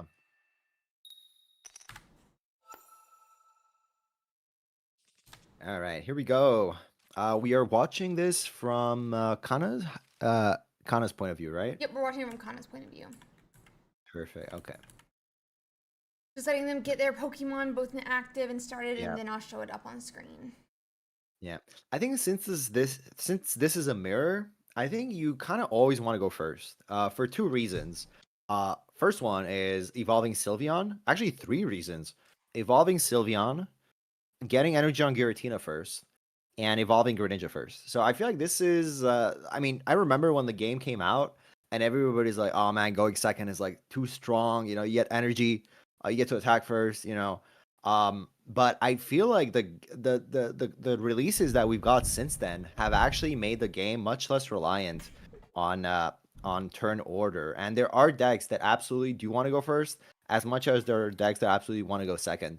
So I feel like the balance in turn order is much better than it was when the game was released. So shout out. Yeah. No, I completely agree with that. I mean, even like Genetic Apex, Executor was not as strong because we didn't have Cyrus, but even Executor was happy to go first. I think the devs, as much as sometimes we like hate how strong some of the decks feel in a certain set, have done such a fantastic job. For like 90% of the tournaments, we have a completely different deck win every single week. Like there's not like many back-to-back weeks. And I think that they've done a really great job at, you know, Buzzwole felt so strong last set, but this set, where is he, right? And things like that. And when Buzzwole was king, where was Darkrai? You know, even though a lot of people talk about how strong it is. So it's really interesting to see. And yeah, I mean, even Giratina, Darkrai, at least personally, it feels like it may almost be stronger going first because you don't have that like awkward footsie of like, do I power up Giratina one more turn even though my Darkrai could attack? And things like that. Yeah, absolutely. Yeah. So I mean, wow, a mirror game and a mirror board state Oh, wow. in the game one here. So let's see. I think yeah. So Bixie went first. So Mm-hmm. he does, or did he go first? No. No, oh, he went second, sorry, No. but he did Oh, generate a yeah, he went psychic second. energy. Yeah, but he hit the psychic energy, and however, kind of not hitting the psychic energy is kind of an issue here. He Yeah. so yeah, with Giratina, you want to get at least one psychic in your first two energy generations Mm-hmm. because it doesn't really matter the order. You're gonna be able to attack in the same turn. But now that he has double water, he's kind of in a pickle here. Because like if he retreats, he has the hard discard. He doesn't play any retreat cards. If he keeps in the active, he's gonna get hit for huge damage. Might even die from a Greninja ping. Uh, so yeah, really tough position. Goes for the red card. Shuffles back 4 cards to get 3 to try to slow down Bixie into drawing his Sylveon and his Greninja. Yeah, Now, it's okay, an attempt for sure. We do have a second Eevee, so we're definitely prioritizing that like card draw, it feels like, over maybe if we yeah, wanted to go for more damage with the Greninja. It does look like next yeah. turn kind of also does only generate another water energy. So we're kind of having an issue here where it looks like we're going to need to kind of go back to that first or second set of Giratina you're talking about where you have to use Bellow every single turn to generate those psychics. But Bixie generating another psychic energy will have to bellow because it doesn't have a fourth energy, but doesn't really have to bellow for the psychic. And here's like a really interesting thing. Like, but obviously, like we just saw Bixie generate one psychic, one water. But I wonder if running only psychic in this matchup to be able to get your Giratina up faster than your opponent and Cyrus in his Giratina, because both players are playing double Cyrus. I wonder if only psychic might be the better choice. Um, because Greninja feels much less impactful in this matchup. But as we see, both players decided maybe they didn't think about it, or maybe it's a very intentional choice to keep double energy facing each other. So Yeah, yeah, it's a great we'll see. point. Because yeah, the water energy like we saw for Kana could be an issue at times. Mm-hmm. Um yeah. But I guess there is obviously the pro because Bixie went second, even though you normally think of that energy like uh you know, you want to go second. We still can't Yeah, attack this turn despite it. Uh that's true. You're right. Yeah. Yeah. But yeah, that's the thing, right? So kind of so unlucky. Yeah, 2 waters and then a third. oh. Oh, so he has to make a super hard choice here, right? Does Mm-hmm. he? I mean, his The only thing you could do is maybe like attach a second water to the Giratina, discard both waters, and load a third psychic so that you can revenge kill, and that's what he's doing here, and just pray that your opponent doesn't have Cyrus. You give him like a 1-pointer, you give him like a Froakie or an Eevee, uh, and you basically pray that he doesn't have the Cyrus. Um, It looks like that's so gonna be the that's the play. move. That's the move, and I think this is the best line. It's a tough position. He saw the line. I do think it's the best line to take. Um, Oh, second here's the Sylveon. Sylveon, and once again, if this Sylveon pulls a Cyrus, he's hovering the. Yeah, he is hovering it. And this Yeah, deck if this always Sylveon feels like it has this Iris. exactly, yeah. Let's see. Oh, the tension in this game. Yeah, and even then, like, do you actually attack? Like, if you oh, there's Iris, so it doesn't really matter. But there's, I feel like even the tension with like Giratina, the first Giratina to attack if there's no cape, puts himself in range Yeah, for the other Giratina. Um, it's a super tricky mirror. I mean, I don't know if you remember like during the Tapu Lele, uh those mirrors mm-hmm. were so weird. Like because Oh, there if you goes attach the. energy, yeah, if you attach energy, you can get damage. So in certain matchups, you wouldn't even bench the Giratina, right? You would just like try to like fight it out with with the Tapus and the Greninjas. And this is kind of like a similar thing, right? The person who gets his Giratina first and finds Cyrus, and if the other person doesn't have healing or a cape, it's yeah, tough. It's a tough position. For sure. Oh, look at this. Look at this. He's changed the energy. Yeah, he changed the energy to just psychic energy. Looks like we're changing back Oh, to oh, water. okay. We're changing back. We just Okay. we were But yeah, okay. So deciding back and forth, but really yeah, interesting to yeah. see. Tough. It's a really tough decision to make for Mm-hmm. sure. Because let's say you open just like Froakie, Candy, Greninja, and Yeah, you chose to lock in only Psychic, right? Like what do you do with that, right? for sure. So yeah, tough decision. Looks like we are at least starting psychic this time, which is a pro, and we are gonna go and start up the Yeah, game. We're at Eevee yeah. versus Eevee here with Kana and Bixie. Bixie is up a match, so Kana needs to win this game if they want to survive to a game 3. But Bixie is going first. They go on in Pokeball. They are having a water energy next turn, so it's not like they can really wait for the Giratina, because if Giratina falls down next turn, that's a whole psychic missed, and it is just 2 Eevees. Let's see here. No, let's see. Does he? Oh, oh, Oh, there is. So he. Okay, let's see. Okay, goes for the collect. He knows he's safe at least one turn, right? mm-hmm. He There's knows. Sylveon. Oh, there's Sylveon. So things could speed up next turn. Bixie is opening double water with no Froakie on the board. Not what he wanted to. Not who he wants to see, but a Sylveon right here. If he gets a Giratina, he's definitely looking for that Giratina, his big attacker, and at least one Froakie. Let's see here, Pokeball. The There's that boy, and we have Giratina hitting the bench as well. Now, this is a much better looking board for Bixie. He has all his pieces. It is just that water energy. I didn't see which one he It's just drinks how, next yeah. turn, though. I think it's water. So Oh, okay. At least yeah, they're that both behind Giratina a is gonna psychic. exactly, yeah. So that Giratina is gonna be a little bit slow to get ramped up. And he has to choose, right? Does he collect with the Eevee in the active, or does he load Giratina? I think you have to, Ooh, yeah, you have to go for the Giratina load. Getting second water on it Sylveon. preemptively, Mm-hmm. yeah, is not a bad idea, because let's say you want to retreat it after attacking, discarding water is always better than discarding Psychic. Very So true. if you have like no reason to put your water anywhere else, you might as well just like put it on the Giratina in the advent that you need to hard discard to retreat. It doesn't happen often, especially in this matchup. But yeah. All right. I think, yeah, it's, in my opinion, it's a comms moment for sure. Definitely. Yeah, definitely a comms moment, I think. But do we send back the Sylveon? Do we send back the Greninja? Uh, this was Takes a actually one of my screenshot funniest for part posterity. to Kana is that he screenshots so often. Yeah, I love that. See here, they're gonna have that communication come down. Looks like, and it kind of seems like he's going for the Greninja. Nope, it's Sylveon. All right. Gets a Froakie.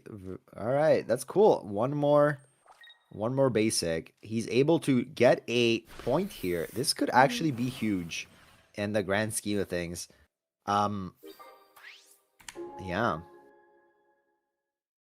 Let's see. I mean, Bixie has to choose here. Oh, he puts up the Sylveon.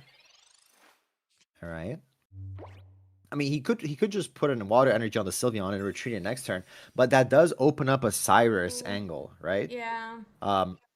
Because it opens up a Cyrus angle for Kana. All right, there's the Greninja. Let's see what he pings. If it's gonna be the Sylveon or the Froakie on the bench. Mm-hmm. But yeah, I mean, like the double water generated, it's setting Vixie back so much. He can't attack for this turn and next turn either. So, and he's taking damage from the Sylveon. Um, so yeah, again, yeah, the energy generated kind of like swinging the game here. Let's see. Yeah, energy on the Sylveon. You don't, yeah, okay, goes for the retreat right away. Decides that he can't actually afford to get damage on the Sylveon. And that's because Kana is also playing double Cyrus, right? So he knows that as if he leaves that Rainbow Sylveon in the active and it takes damage, I mean, obviously there's a Greninja now, so it doesn't matter as much. But I think that was the right play, retreating it right away, putting up a 1-pointer, which is Greninja, which can still tank 2 hits. So, all right, here comes the Cyrus. Oh, sorry, here comes the Greninja ping. Let's see. Siding, yeah. Because he could choose to just okay, pings the Giratina. I Ooh, think that's a safe play. Oh, I think so Cyrus is right too. away. Yeah, very aggressive here, but you know what? This actually makes sense. He's punishing the water energy for Bixie, right? Bixie can't Yeah. attack next turn. What is he So supposed to? if that Yeah. was yeah, if Bixie generated a psychic, he could have killed the Sylveon and it would have been like nice Cyrus, bro. Thank you for moving me into the active. But yeah. Yeah. On another it's just water, Another. water, water It's for what happened to Bixie. Kana last game as well, to be fair. But To be yeah. fair, yes. Yeah. Yeah. Bad luck doesn't discriminate, it seems. So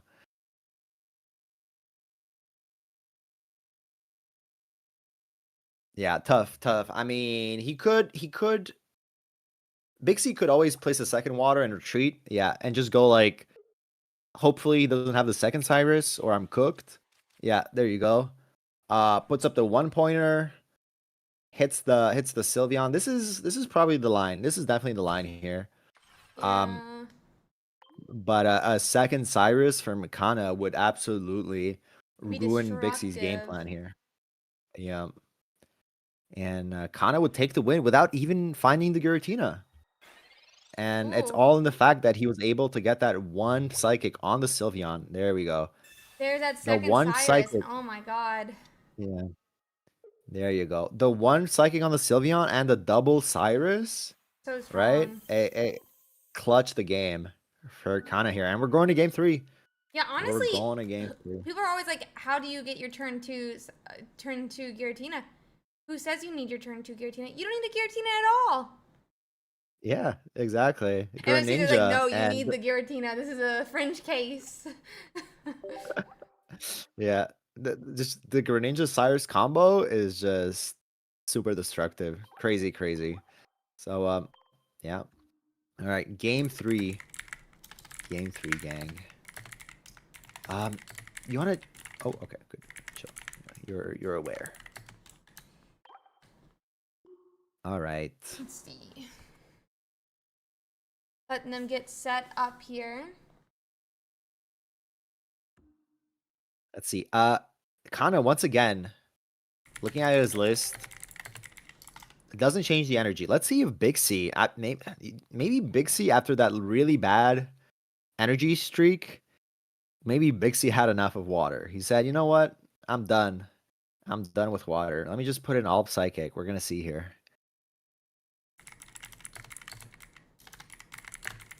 Oh, the fact that like it's taking a long time to match is kind of like making me think that that's what he's doing. Yeah, he's thinking about it as well. Yeah, he's either thinking about it or he's doing it as we speak, changing the energy to. Oh, now Kana's like, wait a minute, hold up, why is he taking so long to think? I'm gonna do it too. If he's doing it, I'm doing it too. Maybe, maybe not. Maybe, maybe not. Oh my, this is so stressful, man. Like, like knowing that your decision now could impact the outcome of the game before the cards are even dealt is yeah, stressful situation. All right, Stressful for sure. let's go. It sounds like Twitch is having some hiccups. For those who missed out on the second part of game 2, we had back-to-back Cyruses on the Giratina, and we're able to knock out Bixie's Giratina for the last point with our Sylveon. And we're starting again. Kana is going second here. Both players starting with Eevee in the active. But Kana also has a Froakie. Yep. All right. Bixie generating psychic and kind of generating water. But at the same time, you know, you have a Froakie. You could put that water energy to use. Let's see. Giratina hitting the bench. Turn 1. That's big. That's big for Bixie. And you see kind of clicking the card, moving it around, being like, oh shit. You know, I might be in trouble. Clicking his deck. Where's my Giratina, you know? Like, come on. It's only fair, you know? So let's see. Let's see here.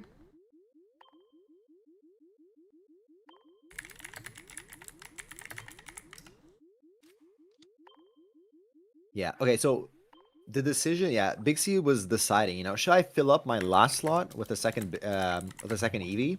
I think if you have both Eevees, I think dropping both is the right call. Because you could get Sylveon into Sylveon, right? And it's not like you're likely to develop 2 Greninjas in one game. So I think double Eevee is the right call. Mm-hmm. Yeah. Oh, there it is, but one turn too late.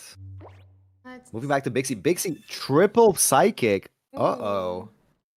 Did he make the move to only psychic energy? He may have. That means that he may have. Yeah. I think honestly, like if I was in his shoes after last game, I would I would swear off water energy for the rest of the tournament. But let's see. It might just be like good variance for Bixie, and he's playing double, but he's just getting the ones that he wants.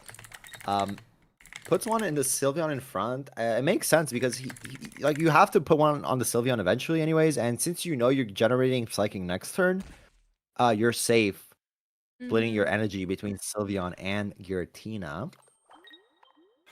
Also threatening like an early point on the Eevee is kind of big. So here we go. Yeah, he's like showing us the water. Yeah, No, so I should have. waters. And like we said, you know, he spent so much time debating. Do I still want double? And now he's like, I friggin' knew it. A couple I times he even friggin' knew it. changed it and had to go back to put it back Yeah, to water cycle. exactly. Yeah, yeah. I don't know. I'm starting to think that like Greninja is just not as impactful as an attacker in this matchup. It feels like it, yeah.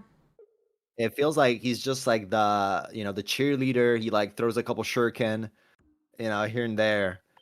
But the real MVPs are Giratina and Sylveon. So yeah, tough.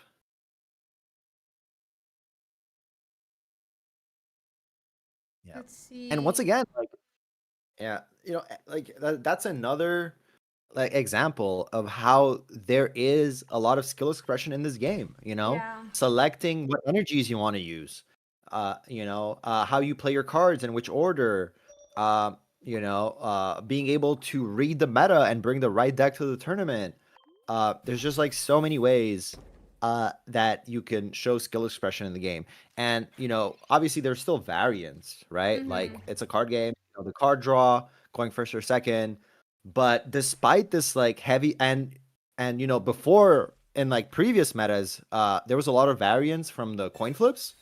But that has like died down by a lot.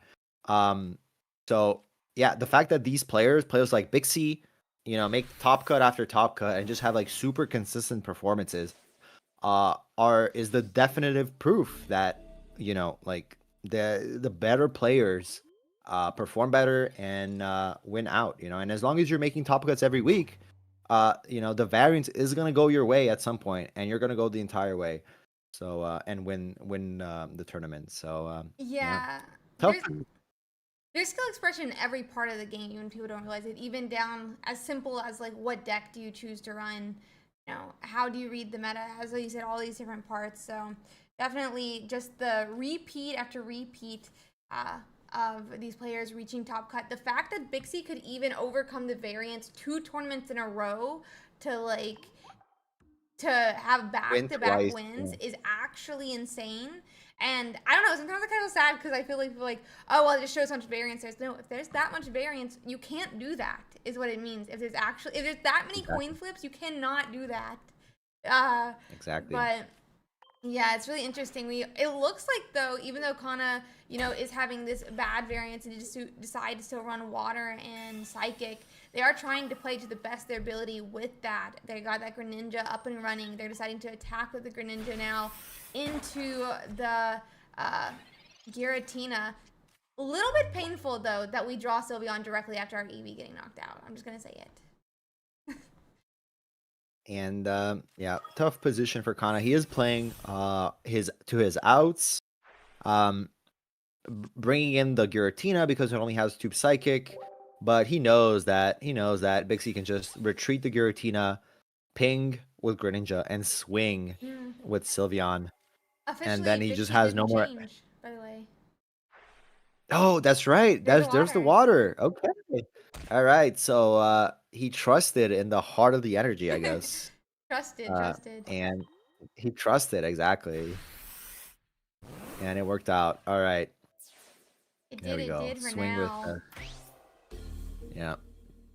I mean, he can kind of can stall here with the second Sylveon, but not having any energy on anything is just so far behind. It is heartbreaking to play these last few turns knowing that you're most likely going to lose. But big shout out.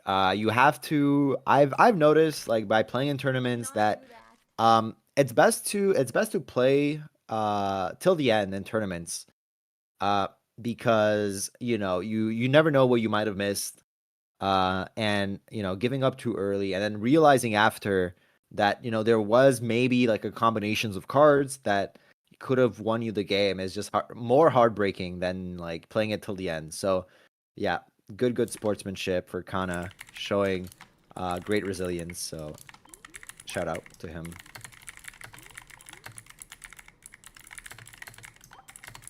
Right. Oh, okay. Yeah. Let's see. Maybe not.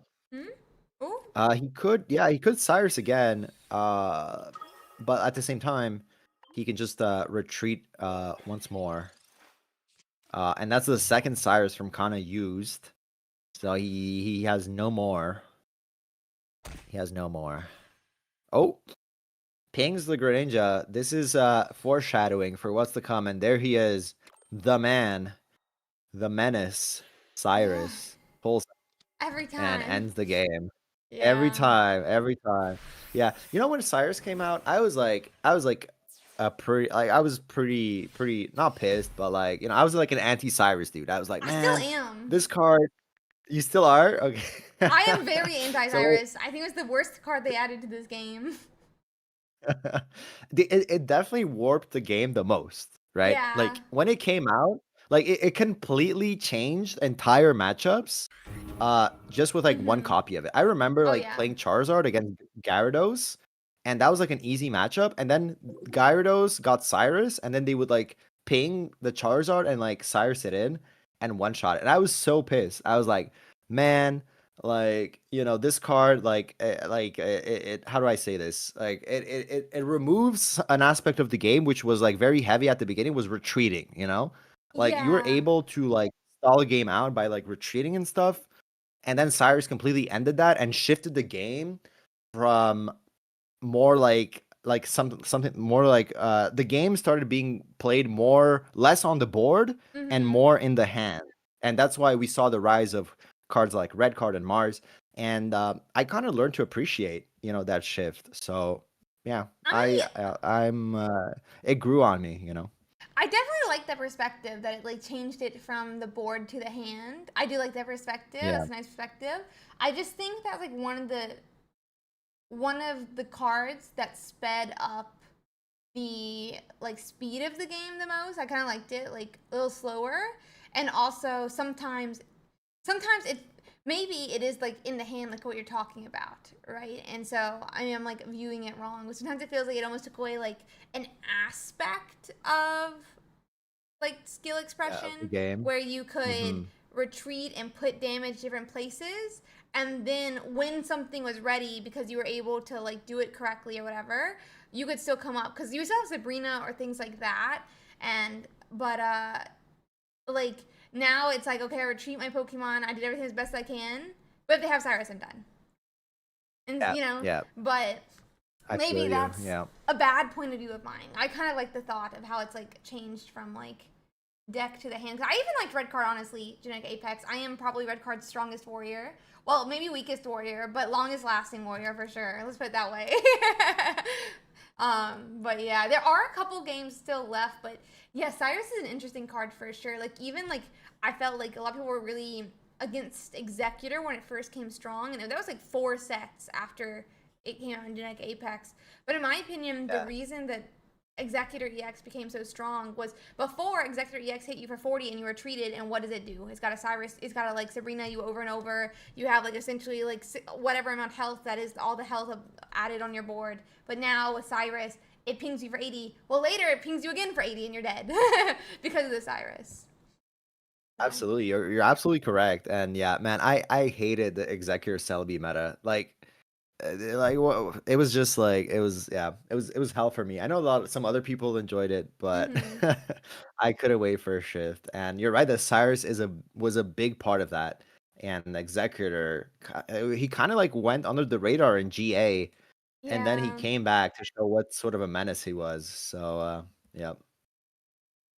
Uh, All right. Do we have any other matchups we in have a this? couple. Let's see here. Um, It does look like there's one going into game 2. It's between a Sylveon Greninja and that uh, Guzzlord Nihilego from Jaydankest. Would you like to hop to that one? Absolutely. What? Do you have preference on which point of view we watch? Oh, yeah, I'm down to watch the Guzzlord again. Okay, let's I feel channel like maybe there's only 38. one left, so yeah, let's go.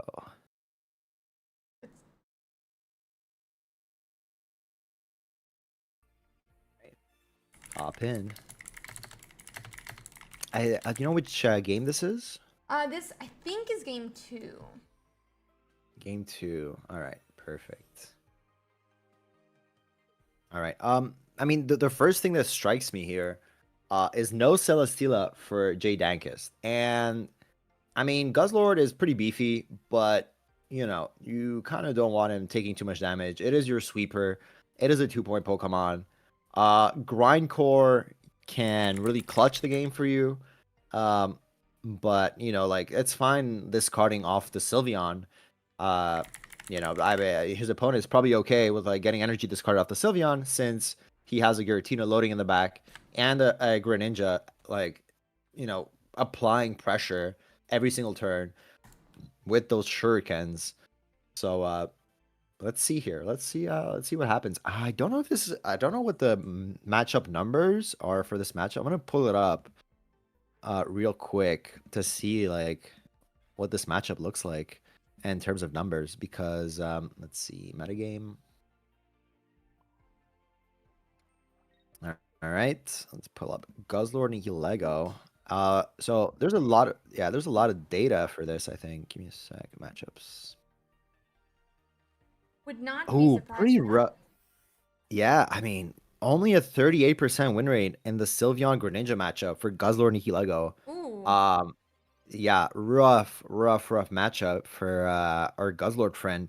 Um, I think it's just from the Greninja pressure, right? Like Guzzlord's a beefy guy, but you know you can only take so much punishment from Greninja. Also, like the Guzzlord decks, they outside of like one single PCL, Mm-hmm. there's not a lot of healing going on. So you know you're open to Cyrus. Um, yeah, I think the only thing that the Guzzlord deck has it going for it is that Giratina has Dark Weakness.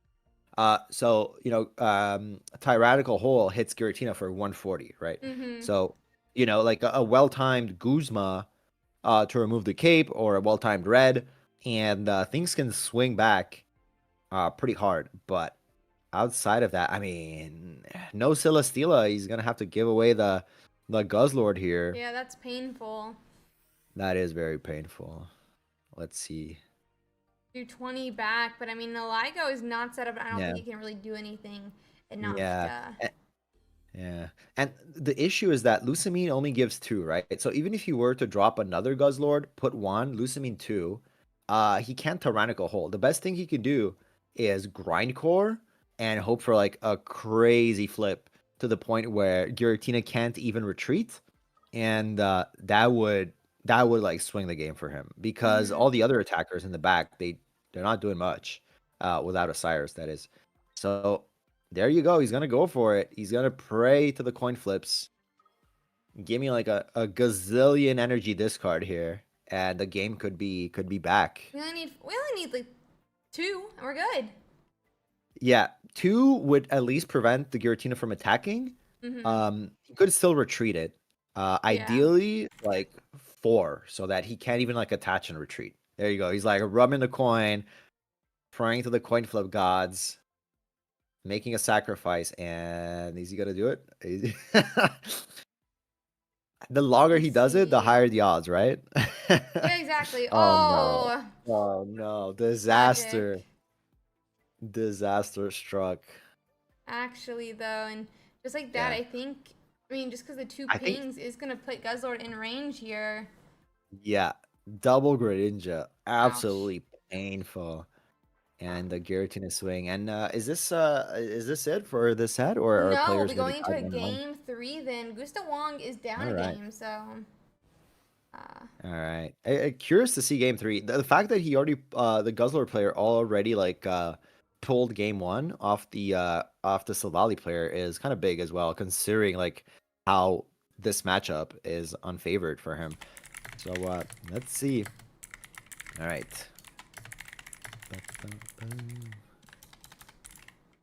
Yep. Sick looking 2-star Guzzlord. Yeah. What's your favorite 2-star of this set, Ursi? Or 2-star actually this any set? favorite art? I Yeah. think my favorite art is Rainbow Rare Sylveon, but I guess after that, it's probably it's probably Flareon maybe EX The Flareon 1-star EX. or the rainbow? Oh, I'm saying Oh, rainbow. the EX. I'm doing rainbow. I'm so bad at the different Okay, what two yeah. star is or which one 2 stars are. Yeah, Um, yeah, but yeah. yeah.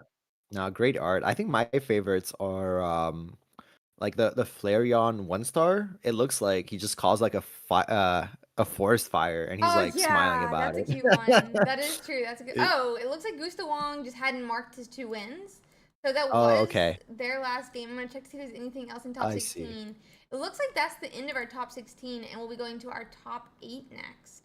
I'll bring Let's it up go. for people to see the different matchups. Uh, but Let's see what it looks like. All right. We have a Buzzwole Okay. Celesteela versus a Sylveon Greninja for which is Bixie. Then the Flareon Tortunator is against a Buzzwole Pheromosa. Then there is a Sylveon EX mirror match. And then another Sylveon EX mirror match. So I think we should probably watch the Buzzwole versus because it is Sylveon. the last Buzzwole, yeah, in left in the tournament. There's two Buzzwoles, but one's Oh, against a there's two. Okay. Flareon, which Oh, okay. is Oh, not the way good we for that Buzzwole. one. Yeah. Flareon in top 8. Wow. I'm Yeah. actually super happy about Me that. So yeah, I too. think we should probably like tune into that one. Shout out to abzange, abzange, Yeah, that's such a good one. that managed to bring Flareon to top 8.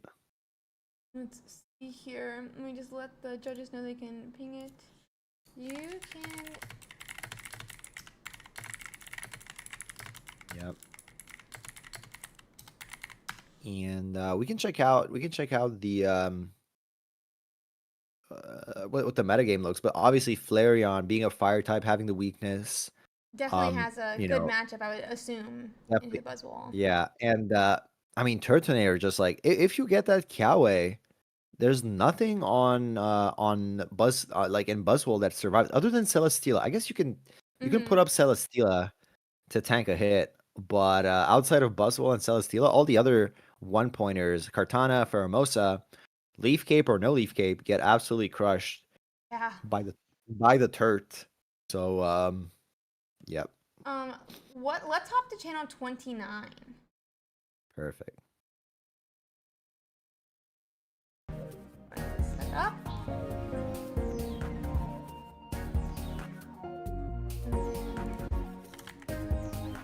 Waiting. Let's look at the list because I'm really curious to see the deck list that made it this far with Flareon. 2 Kiawe, that's a given. 2 PCL. I feel like most of the lists that got far ran double PCL, double EV bag, and which makes sense. You know that 20 damage when you use Combust to load energy on the Flareon. It kind of hurts. It kind of hurts. But the fact that what's really cool about Flareon is that Giratina, right? The damage happens when you attack, so that doesn't give you an opportunity to heal that damage beforehand, right? Like, so Giratina, you're always gonna either be at 130 after attacking or 150 with a cape. Like, that's it. But Flareon, you can actually fully heal the damage before attacking. So your Flareon, most of the time with the double EV bag and double PCL, is actually at full HP, or a little bit under full HP. So yeah, like, I mean, yeah, both cards self ramp. Obviously, Flareon is stage 1, but yeah, like I feel like that's where and they have the same damage, but that's kind of where the comparisons end, because Flareon being able to be at 150, 170 with a cape. Obviously, abzange isn't running a cape; he's running a Rocky Helmet to help with the breakpoints. But yeah, and then we see Sabrina Mars Red, which is kind of a given as well. Yeah, those are some great points. It is actually interesting to see how they decide to like balance the damage / like energy generation and things like that. But we'll have to see how it ends up going in this matchup. This Dark Fire Giratina is definitely not happy against Buzzwole, but also very different typings. Yep. We'll get into the game here. abzange isn't starting with that Eevee. Meanwhile, elluquitas starting with Buzzwole. Yeah, let's see here. Yeah, Buzzwole in the active. I mean, it looks bad, but like at any point, PGC can just like drop a Celesteela and then it's like a non-event, right? For sure. But obviously, yeah, and there it is. Like now it's like anything could be in the active. It doesn't even matter now. Double Pheromosa. All right. Let's see here. Obviously, the Eevee doesn't do damage, so it doesn't really matter what he leaves in the active. Oh, the Eevee has Collect. So Let's draw an extra card. Let it draw an extra card. yeah, I mean Sabrina. Yeah. Sabrina feels so bad into Buzzwole, in my opinion. I mean, I guess like at least like in a defensive Sabrina way, because I love like defensive Sabrina, All but in with it doesn't do Sabrina, anything. yeah. Yeah, exactly. It feels bad to draw it. And other matchups, like example against Rampardos, Silvally feels so good to put up the fossil and like either hit it or make him discard a fossil if he wants to be able to bring back the type null or the Silvally. So yeah, Sabrina really useful in those matchups. Really useful in low basic matchups like Charizard and all that. But against Buzzwole, like they only play basics, so they fill up their bench pretty quickly, and everything has a free retreat cost because of Celesteela. So yeah, one of the strengths of the Buzzwole. All right, Pheromosa getting to work here. Bang bang, 20 on each Eevee. Let's see. Yeah, Ouch. and yeah, the Kiawe, but without the Turtonator. Also, something to note. So he's playing abzange is playing Eevee Turtonator, but he's not playing the non-EX Flareon, right? So this Eevee can't actually attack for 2. It has to have at least 3 for sure. For Flareon EX to be able to attack. He's thinking about splitting damage, splitting the energy because he's thinking. I mean, at the same time, his opponent kind of like filled up the he filled up his bench, right? It's not like he can drop a Kartana. Yeah, he can't drop a Kartana, and it's definitely like an awkward one because the Pheromosa is spreading damage between both of them, so both EVs could be knocked out the same turn. Interesting enough, we heal up the one in the active, even though we split the energies, and we are going to collect again here, drawing another card. Does live by my Turtonator, but with turn over, it's not like we can use Kiawe just yet. So yeah, I don't know if splitting the energy is an interesting choice because even if he top decks Flareon now, it can't attack unless he discards. He could discard by retreating, and then combust, and then load, and then manually place. So there is a way to attack actually, yeah, by retreating. But he doesn't find the Flareon. He does find a Turtonator. So tough choice here. Tough choice at this point. Yeah. Yeah, The Eevee in the back. Yeah, the Eevee in the back is knocked out. probably knocked out. Yeah, and Tortunator sadly is just in range where it also does get KO'd by a Buzzwole. So it's not like you can just rely on this Buzzwole to KO Pheromosa and then at least survive a hit into the Buzzwole because Eevee does not allow for that. Yeah. We do Kiawe though. Yeah, and Kiawe, there you go, ends the turn. So he can't even collect. Yeah, it's a tough spot here. Tough spot to be. He needs to find Flareon next turn, or else like he's gonna his opponent is just gonna use Pheromosa. Yeah. Take out both his EVs, and then his endgame plan is kind of gone. For sure, yeah. There is there Flareon it finally, but we kind of need to retreat here unless we have more heals, I feel like. Yep. Yeah, I feel like this might be a retreat combust angle. Yeah, retreat, And combust, load energy on the Flareon, attack with Turtonator, and pray that your opponent doesn't have Sabrina or Cyrus. Yeah. There's Turtonator up into the active, but okay, we are gonna go on it and evolve. Just hopefully no Sabrina or Cyrus, like you said. Yep.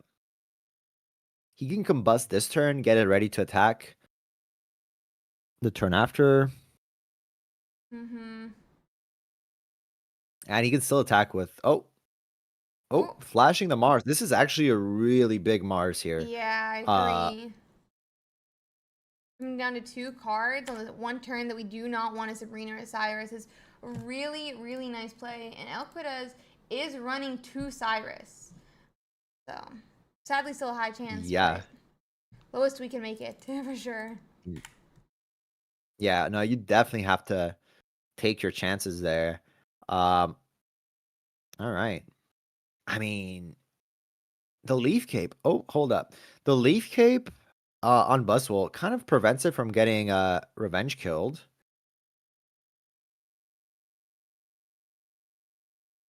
Second Celesteela. Hmm.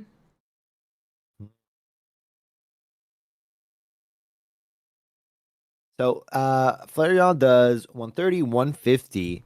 So oh, and there's a helmet on the Pheromosa, but he already placed energy. So yeah, so Flareon does 150 naturally. He needs a double EV bag or a red to be able to revenge kill the Buzzwole or a Guzma. I don't know if he's playing Guzma though, but Guzma would do it as well. The Guzma would be nice, but yeah, red does finish off here if we have it, right? Yeah. That's right. Or That's or the right. Guzma, like you said, or 2 bags if we honestly don't use those. Yeah. He does have. Oh, there's one bag. Okay. Here we go. There's Combust. Combust. And third energy. And there's the Red. red. There's the red. So all things are well that end well. And Yeah. yeah, yeah, he had kind of a rough start, but like goes to show you, if you can KO the Buzzwole, you just get 1 point from the Turtonator attacking, and then you finish it off with Flareon. Yeah, there you Yeah. go. Boom. Yeah, I mean, that So that was matchup looked so dire at the beginning with the Pheromosa pinging the 2 EVs over and over and over again. But we did pull it off. So really great job by yeah, abzange there. Staying confident yeah. and Staying confident. getting through. Yeah. Believing in the heart of the cards to get the Flareon before it could get knocked out. The Eevee could get knocked out by the Pheromosa. Mm-hmm. So, yeah, there you go. Play through your outs, and you might be surprised how things end up. Yeah. All right. Let's. They're going to be starting their game here again now. It looks like abzange is going to be going second, which probably. I don't know. I feel like it depends on if you have the Kiawe or not, if it really matters, but second always feels Yep, nice. Even if it's like, for I sure. feel like even if my deck doesn't actually want to go second, I've been like Pavlov dog into thinking second means good things at this Yeah, point. exactly. Yeah, you're like, nice. And then you remember what deck you're playing, you're like, oh, wait, wait, wait. Like, yeah, But second. yeah, for sure. Wait, oh no, second. Yeah, Um, we've definitely been conditioned into thinking first energy advantage is yeah, it's important, everything. but with time, it became a little bit less important. Yeah. But Oh, still, we there's have a Kiawe. Kiawe. Here we go. Looks like we're going to go and have all the energy we need for this Turtonator, which is going to be Yep, pretty bad for Elluquitas, who is only going to be at 1 energy. Even if they follow that turn up with the Lucamine, max you have is 2 energies on a Buzzwole. So Turtonator's absolutely. going to Yeah, survive for a while. yeah. He's gonna put up the Celesteela tank a hit. I feel like this is what we call like maybe a double Buzzwole game, because Mm-hmm. the Pheromosas, they just don't do anything anymore. Yeah. Um, yeah. So you're kind of have to. I mean, he might have to lose the Celesteela, which does put him in a bit of a pickle. But let's see. Sadly, you can't Erica, you can't Leaf Cape Celesteela, so you can't. There's no way the Celesteela survives double Turtonator attacks. Um, yeah, There comes a goes for the Sabrina. Sabrina. Yeah, great play here. He Yeah. says, you know what? Give me at least 1 point, Ooh. or let me hit your Buzzwole. This is actually yeah, I think this is actually the correct play, because if you're going for a double Buzzwole game, right? In the Mm-hmm. sense that once you lose the first one, you lose me in the second one. This might be it, because you can retreat it and then put back the Celesteela, True, tank one yeah. hit from the Turtonator while you get your energy on the Buzzwole, and then you're going for the double Buzzwole game. And And abzange is not running Cyrus, so there's not really a risk immediately, at least, of that yeah, Buzzwole going down. yeah, I wonder if just hitting the Celesteela last turn would have been the better play. Mm-hmm. Because you would have at least actually no, he could have still tanked the hit on the Buzzwole. Right? He could have like retreated the Celesteela and punch, and Yeah, I then guess it's that's still a double true. Buzzwole game. Yeah. Let's see. It looks like we are going to be Marsing here. Trying to make sure they don't have a Flareon immediately. You hit 2 Pokemon Center Ladies, though. huge Mars. After a professor, I mean, this is painful, right? Like, Mm-hmm. was he? We don't know, but if he was saving that Mars, right? He was like waiting patiently for a professor. Great play by him. Getting Mars after playing professor is absolutely painful, and obviously, people have got into the habit of not professoring turn 1 or turn 2. Expecting that hand disruption, but you kind of feel safe after like turn 1 or turn 2. So like, if he had Mars, he would have used it already, and then you professor, and then the Mars hits you, Ooh, and you're like, oh my lord. So this is not what you want either. As I feel like yeah, as I'm saying, you definitely don't want to retreat back and lose the 1 energy on your Eevee. And I don't know how many cards are in Abzang's list right now or deck right now, but it does not feel good.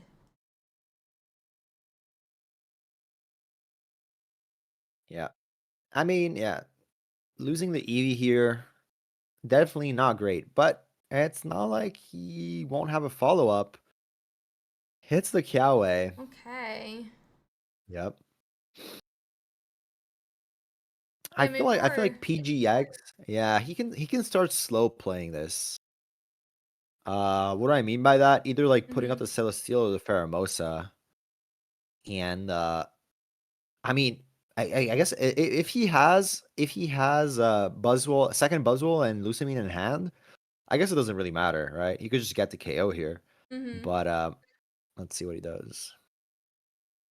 We're going Oh to yeah. So Pheromosa though. Exactly what you mentioned. yeah, so this kind of hints at him at PGX not having the second Buzzwole. Slow playing here is perfectly fine. It gives you time to like find Cyrus, to find the second Buzzwole, to find the Lucamine that you need. It's not like the collect EV is a threat in itself, right? It only becomes a threat when it's a Flareon. Yeah. So yeah. We could potentially see a hard retreat here though to the Turtonator, but I mean every turn we're closer to a Flareon. Yeah. He's going for it. This is without Flareon, it's a bit risky. Mm-hmm. It is a bit risky. You could chill one more turn and collect because his board is locked. And it's not like he can drop a Kartana, right? Mm-hmm. His only choice is just hitting you with Pheromosa. But hey, like abzange, he's like, I believe in the top deck. I know my next card is gonna be Flareon. I don't even care. Let's go. I Let's don't do even it. care. Let's go. What are the Let's do it. cards? Boom. Heart of the cards, baby. Sometimes you just have to you have to play to win, right? You have to like Exactly. not play to lose because Yeah. sometimes like if you're like playing too safe, you're also giving your opponent the opportunity to get what he wants. Mm-hmm. So you just got to play to win. You got to play to win. Yeah, giving him too many turns it basically ensures that he hits that Lucamine or Buzzwole. Does look like we do have Exactly. research, and we do have that second Buzzwole come down, but Yeah. we can't Lucamine Yeah. this turn. Exactly. And it can no longer be a double Buzzwole game, right? He already lost the point. Yeah, So he can't afford to lose any of the two Buzzwoles. and But elluquitas I is mean, only here running one Leaf yeah. Cape as well, so Yeah. if a Flareon appears, it can finish off Yeah. this either Buzzwole. Yeah. But it's kind of also like a great mind game from abzange, right? Mm-hmm. Uh he's playing like he has the Flareon, right? Yeah, he Um is. so that made PGX like PGX could have brought up the Buzzwole and killed the Turt last turn, but he didn't, right? He Mm-hmm. decides to bring up the Pheromosa first, wait one more turn. So I feel like the mind games are actually working here. Playing with confidence makes your opponent doubt um, that yeah. So yeah, I mean you can see the difference in styles, right? Absenge Mm-hmm. is playing to win and like rushing and PGX he wants to wait for his key cards. There's a Has no Pokeball. choice now. Nothing in his Yeah. deck left. There's Celesteela to enable the back and forth Buzzwole. Yep. Lucamine on the second Buzzwole. Yeah. But unless he has a second Leaf Cape, they're both Yeah. dead to a top deck Flareon. So There's Big B. let's Let's see. see if he hits it. I mean, I don't know if he has Professor's Research, but at 8 cards, Yeah. Flareon I mean, it's a 25% chance. Yeah. Let's see. Here we go. There's research, Oh, so actually hold much up. higher. 2 more cards. I think it's Hold up. pretty good chance here. And we get the Oh, Flareon. Let's go. there we go. There we go. And once again, if PGX attacked with the Buzzwole the turn before, he would have taken the game because then abzange wouldn't have top decked this Flareon, right? He would have been one turn too late to get the Flareon. So yeah, it goes to show you, uh, sometimes you have to go for the win. Uh, you have to just pressure your opponent, or else you give him too much time to Yeah. find the Flareon. So once again, another form of skill expression, right? Very true, very true. Choosing how fast you play the game, and knowing when to take risks, and when not to take risks. And yeah, great play by abzange. He took a risk. He said, I'm gonna pretend like I have it already. I'm gonna spook my opponent. He's gonna give me one more turn, and I'm gonna top deck the Flareon. And it worked. That's exactly what happened. Great, Yeah. great show in. Yeah. And I mean, we didn't have every piece of the puzzle to know, but like knowing that you have at least one research in there, I wouldn't be surprised if he actually hadn't used a research yet that turn. You have a huge chance of hitting many of the cards that you're looking for there. But with that being said, there is one more match still running. They're currently in their game 2, so we can see if we can hop into that. It is going to be a mirror match, but it is. You want to watch ssEisen or Gonks? Wait, so we have the choice between a mirror and Only the a other one mirror was. match, but those are the 2 players Oh, playing it. okay. I don't mind. Up to you. Maybe if you know if one of them has a better quality. I think Eisen's is okay. I'm not completely sure. I probably need to start keeping a spreadsheet on that as well. With that being said, let's hop to channel 10. Let's do it. I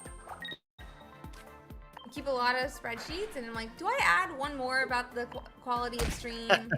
Maybe. A different column, Yeah. notes. I'm gonna try to get this game up as quick as possible, but maybe you can give them an idea of, what's happening and what the worries are with the mirror match. Yep. All right. Is this game 3 or? This is game 2, and Eisen is up a game. All right. Game 2. Okay. Let's see what the board looks like. Both players. It seems like a pretty advanced game already. Both players drop both Sylveons. But one player doesn't have Eisen doesn't have Giratina. He's relying on his energy, on his Greninjas. It seems like he didn't even get any Psychic. So he's just swinging with the Greninjas, which is not a bad move because now Giratina can't even attack without suiciding, and that would be the game for Eisen since he already has a point. I mean, if there's no healing and there's no way to clear this Greninja, it's already game, right? Let's see. Yeah, it does. Wait, it could be. It's a tie. It would be a if tie, he but Eisen's attacked. up a match, so it would be a win for Eisen if he does that. Wait, but he goes for it. Unless there's a game 2 that like they did not put in. Yeah, maybe. But I feel like he had no choice. Without healing, if you retreat, you take the loss. So the outcome would have been the same. But yeah, maybe if the second game wasn't reported, yeah. Nope, they tied game 2, so I think Eisen's gonna be going to top 4. But I'm gonna quickly check what our top 4 looks like here. It does look like Bixie is the one who made it through on the top bracket. So it's going to be Flareon Tortunator versus Sylveon EX Greninja. And I mean, the bottom is going to be Sylveon Greninja. So what do you expect in a Flareon matchup, do you think, for Sylveon Greninja? Because it's going to be back-to-back or a mirror match in the finals. I feel it all hangs in the balance of how fast there's Tortunator Kiawe. Because Flareon is a fine sweeper. Against Giratina, the breakpoints make sense. It also one-shots Greninja. It has Eevee Bag to get over Cape. there's like so many things that could go right for abzange. However, getting like a really slow start with Tortunator without Kiawe or with just EVs, it could be really painful going into how fast the Sylveon deck is. And I think it's just a testament of how good the Sylveon deck is. I mean, like in FrogEX, it won 15-0 undefeated. And now we see the top four of an even bigger tournament. Obviously your tournament. That 3 of them are Sylveon EX Greninjas, despite the second most played deck being Solgaleo, right? Despite that, it just pushed through by sheer strength. So, yeah, I don't know. We're gonna have to figure out how to beat this deck and its speed. Yeah, we'll have to see here. Quickly checking how abzange is done. He's beaten Sylveon Greninja and he's lost to a Sylveon Greninja. So we'll have to see how it finishes off here. They did finish that judge call, it looks like. So we are going to be watching both of our top fours. That first one is going to be Bixie versus abzange, and abzange is on channel, let's see here, channel 29.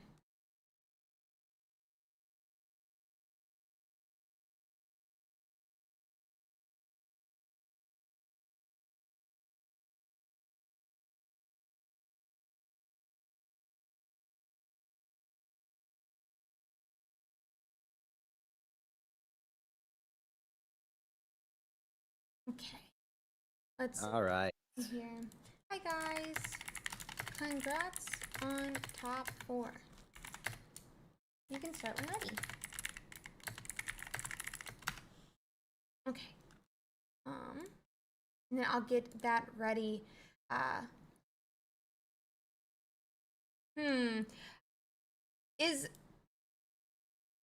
So you were saying that Kiawe directly into a Turtonator would really put abzange into a good position. Is there a perfect start that you can imagine for the Sylveon Giratina as well? Think here. I think like leading Giratina is probably the best actually here, because everything else kind of struggles to clear a Turtonator, needs 2 hits. But like a Giratina with like early Psychic going first, early Psychic and no Kiawe, could be good. But at the same time, you need to deal with Flareon after, so you have to wait to ping the Flareon enough times with Greninja, because Greninja is kind of like your only way to revenge kill since you're only playing 1 Giratina. So it's actually kind of tricky. Yeah, especially depending on with how much healing Flareon plays. I think like it's an intricate matchup, and it is an intricate. Yeah. We'll see. Obviously, like the late game Cyruses are like super impactful. So I think the Flareon player really wants to like play a fast game, and Bixie really wants to play a chill game where he gets like 4 energies on Giratina, and then he gets his Cyrus. He like Cyrus is the Flareon, and then Turtonator can't do anything, and then that's it. So yeah, different types of gameplay. So let's see. We'll have to see what ends up happening here. I'm gonna let them get their game set up, and then we'll be able to watch the first match. I missed who's going first and who's going second. Oh, it looks like you're going second for Eisen. Oh, not Eisen. I forgot to put the names in. I'm an idiot. For abzange.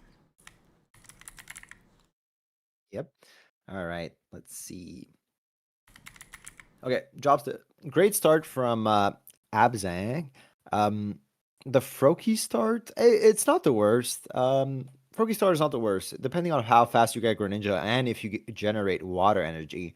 But I mean, if you don't have Greninja, Froakie's kind of like a sitting duck to a full energy Turtonator. So let's see.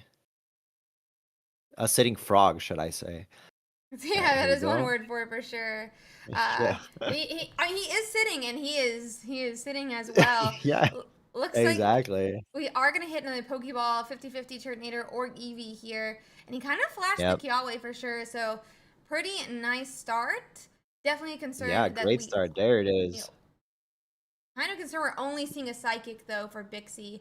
Not like we Yeah. could see Hyrule, Greninja, and KO sadly it looks Yep. like. Oh, I looks mean, like oh, water he next, does get the sure. water. Yes. So if he finds the Greninja here and he can get a ping on the Turtonator, he can actually kill the Turtonator before it. And there's the Oh, and there's the candy. candy. Oh my Oh lord. no. And he's gonna ping it, bring it to 100. And next turn, Greninja. Oh, Oh, he pings the Eevee. Hold up. what? Hold up. Hold up. Giratina? I don't- Hold up. He might just be investing in Giratina. Actually, I mean, it kind of makes sense if you think about it. Hold up, because it makes sense because if he clears the Turtonator and there's a Flareon that comes up, combusts, and clears the Greninja, there's no follow up. So it does kind of make sense. Maybe, yeah. I see it now. I see it for sure. Yeah, like we said, I think Bixie wants to play the slow game, and the Flareon player wants to play the fast game. So there we go. It does make sense. I mean, if he didn't have Giratina, for sure he would have went for the Turtonator. But he can go for. I think Bixie knows. Bixie knows he's playing double Cyrus, right? Mm-hmm. So even if he doesn't have the Cyrus now, he knows that like Cyrusing the Eevee, Cyrusing the Eevee and dealing with the Turtonator after is always better than killing the Turtonator and then Mm-hmm. having to deal with the Flareon. So like Bixie knows that like he knows how to play this matchup, and he knows what he's aiming for as his victory conditions. So yeah, great shout. For sure. Yeah. Wonder if he'll get this. I mean, he could. Oh, and Ooh, there's gonna be that Cyrus already on the Eevee. yeah. Really nice of him to go on and Cyrus. put that energy on Eevee so he can Yeah. retreat and attack here. But Yeah. that will allow Giratina time to set up as well. Mm-hmm. Which I guess isn't too much concern, like, because you go on and like you already have 2 energies in the discard pile then, so you go on and Yeah. okay, so we are trying to preserve the Greninja though. Yeah. I think this is a great move. Oh, there's the Flareon though. That's exactly what abzange wanted. He needs to keep this. I mean, he could always drop it on the other one actually, but basically, it's a great move from Bixie. Mm-hmm. Makes forces the discard, forces the energy on the Turtonator for an attack. However, this Flareon is gonna be able to combust this turn if he drops it, Ooh, so he we will have be able to Sabrina. attack. Yeah.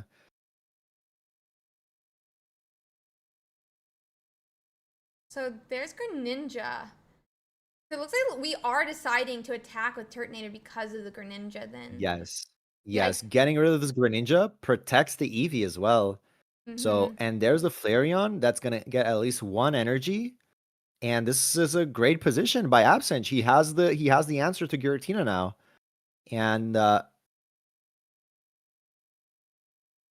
You can go on and put that. He also could, but yep, has that Eevee bag and can go in and heal that Flareon back up as well as getting yeah, that Eevee back on its feet as Eevee. well.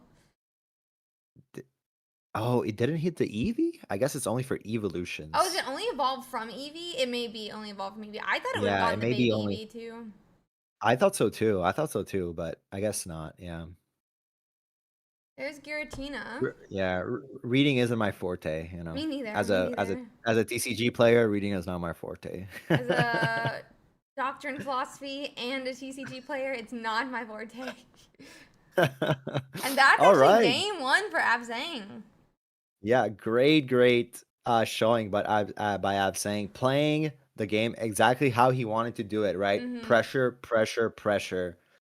Uh, Bixie was forced to use the Cyrus defensively. He didn't have time. And the fact that Absing found 2 EVs, right? That's like a way to protect against the Cyrus, right? You Yeah. can, yeah. So yeah, no, that's everything went exactly how absent wanted that game. He needs to replicate that in game 2. Um, if he wants to move on to the finals. And honestly, like if I would, wow, that'd be crazy if Flareon moves on to the I would finals. love that. I, I would love that for I would love sure. that as well. Yeah. Let's see here. It does look like we're going to go second again. Uh, Definitely a question. Do we have Tortunator? Do we have Kiawe? Do we have Eevee? Do we have Flareon?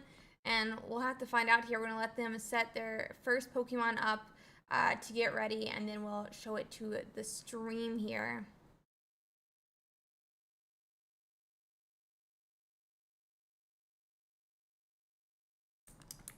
All right, here we go. It's an Eevee face-off. It's an Eevee face-off to start the game. No important to know last game. Let's see if he swapped it out. All right, getting up Psychic Energy with the Eevee lead feels kind of good because it forces your opponent. It applies pressure to your opponent's Eevee. You know, threatening a Sylveon KO. Yeah, and it looks like. I mean, I think I do just. Do you attach the energy to Turtonator here if you have Kiawe to use, or do you? I think it's about the same, right? Like if you attach to the front, you can always discard it next turn.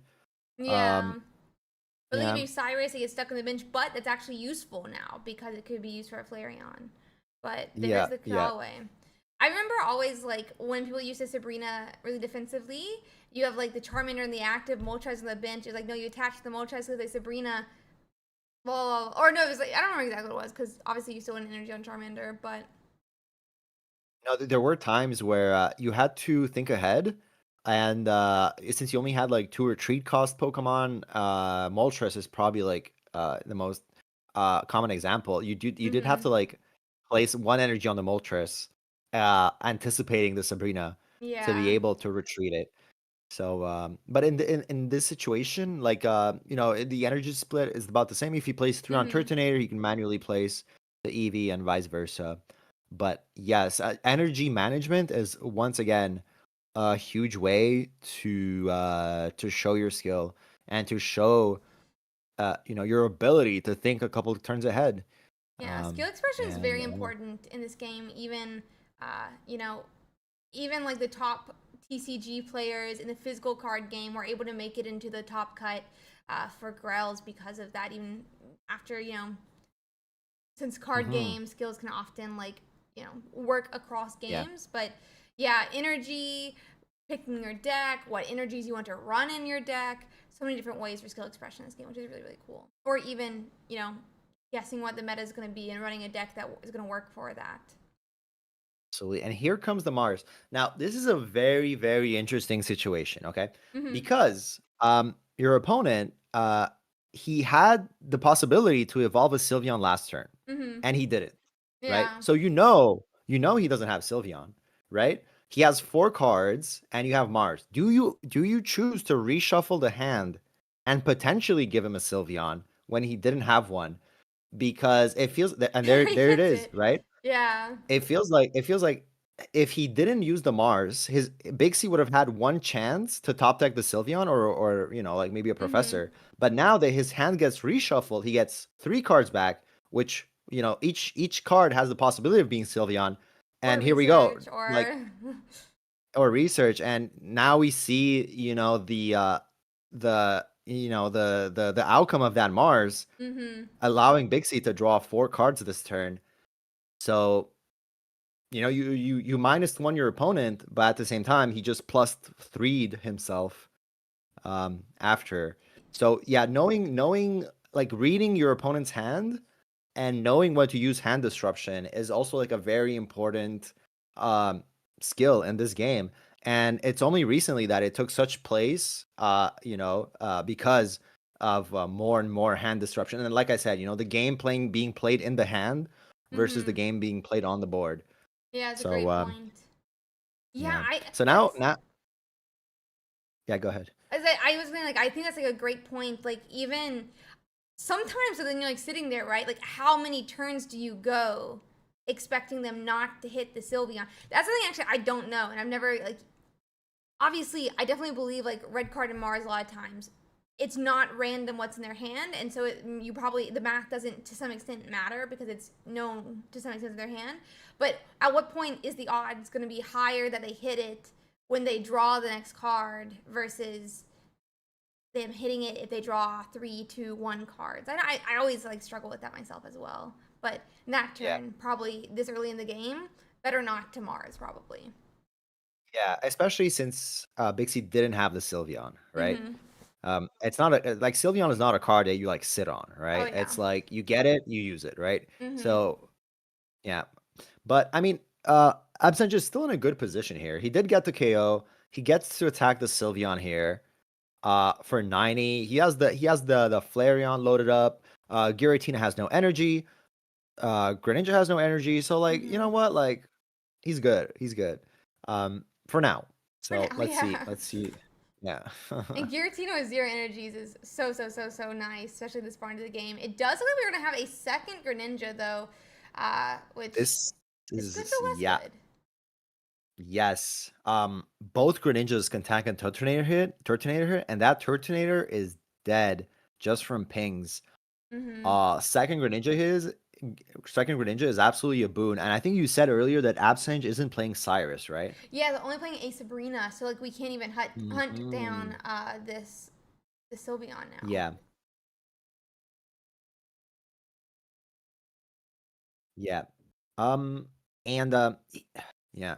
I mean, Bixie is gonna lose the Greninja in front, but he is generating Psychic Water over 2 turns. So if he so chooses, he could actually wait. He can start loading Giratina because he has a. Oh, did he already place his Psychic? Not yet.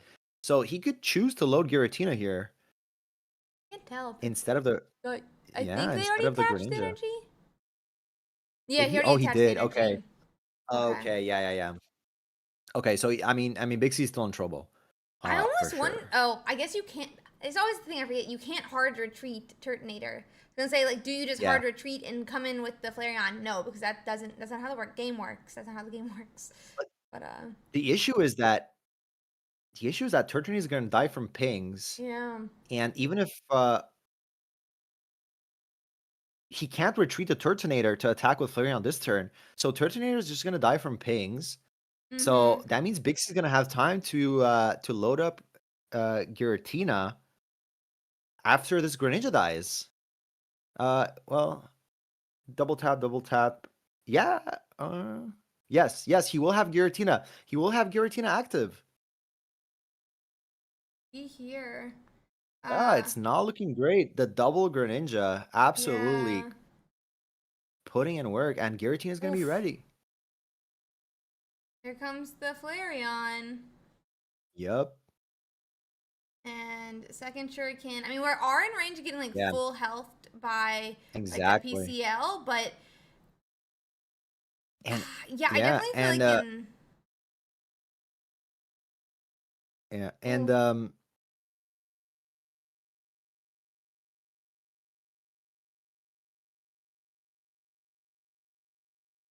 yeah, and what was I gonna say? I like the thing is, Bixie is protected against Sabrina by the second Greninja, right? Exactly. So it's not like you can get Sabrina in a Tomb Pointer. Oh no, this game went from a great start to it not a disaster, but like it feels rough, and it goes to show you, right? 2 players want to play 2 different like types of games. And if you let Bixie go late, it's not a good idea just because of Greninjas, Cyrus's card draw. So yeah, it does feel, even though I guess like he could have top decked Research or top decked a Sylveon, right, on Bixie's side. Yeah. That one decision to red card that turn may be what sent Bixie. Sorry, Mars. To Mars Bixie that turn may be what completely turned the game around and allowed Bixie to get set up. Allowed Bixie to. I mean, I think he set up a Greninja that turn as well. Found his Giratina. Was able to do Research. So he only went up +3 because Research is a -1 as well, but not -1, but only a +1 instead of a +2. But like, insane. Insane for sure. I think that Mars, man, that Mars kind of like totally changed the outcome of the game. Yep. Yeah. It gave him the Sylveon into Professor into Greninja. And after that, the comeback was in the works. Without the Mars, Bixie had to top deck either a Sylveon or a Professor. Yeah.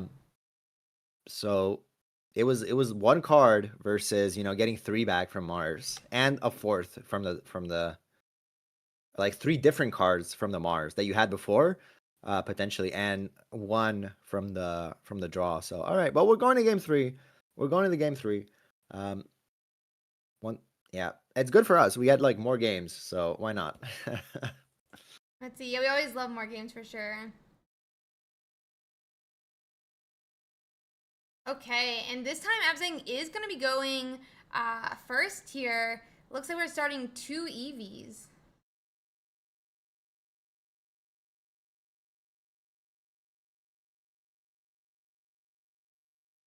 All right, let's see. Yeah, double EV, another Froakie opener, but this time it has water energy. Let's see. Double water. Hold up. If Bixie doesn't drop an Eevee here, it's not looking. Uh-oh. Ooh, oh. Uh-oh. This is it's kind of like I mean, it's not Ah! a a I don't Mars really know on why we would do that 5. here, but I mean, maybe we hit like rare candy and it's a problem that way. But I feel like the fact that they have 0 other like basics in their hand is Yeah. It's tricky because yeah. Bixie's a good player. If he had Professor, he wouldn't have used it, right? Mhm. Like he knows that, like, I mean, at the same time he could have used it to like find an Eevee, right? Yeah. Like hope for a Pokeball Eevee. But now Marsing gives him another basic that maybe he didn't have before, which is the Giratina. So I don't know. I feel like if I don't know. I feel like we could have sat on that Mars, right? Like Bixie he didn't have an Eevee, so he even if he top decked Professor, it's not like he could like chain it to Sylveon, right? Yeah, for sure. So like our opponent not having any other basics other than Froakie, I think you just sit on that Mars Yeah. and you wait to see what his next turn looks like. Because yeah, there was no like threat of a Sylveon. Uh, yeah. It's so At the rough, same definitely for time, sure. Because also, like when you have like one card in hand and you only can play one card, you're sitting there going, yeah, "There's not 6 cards in your yeah, like like." But then at the same time, like you're saying, so there must be something. But what if it's not what you yeah, think it is? So many yeah. questions. So many questions. But yeah, at the same time, just to be fair, if Bixie had the Candy Greninja, Mm-hmm. right, and in his starting hand, it would have Yeah, been equally bad, for because of sure. the double water and the pressure. So like, Yeah.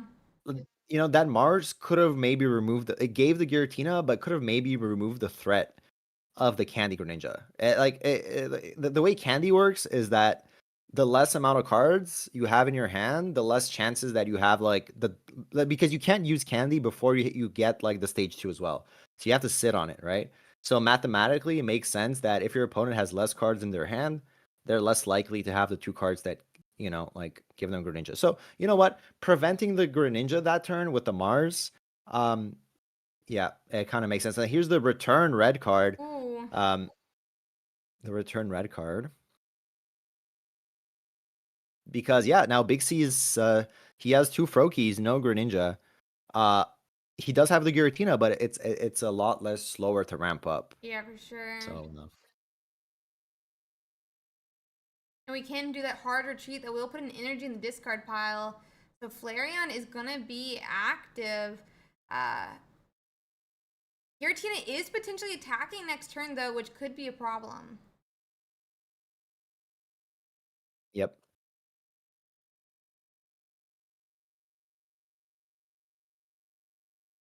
All right. Yes, there so Bixie has that psychic energy, right? And if he didn't have that psychic energy, he would have been in trouble. But he does have it. It's a full HP Flareon though.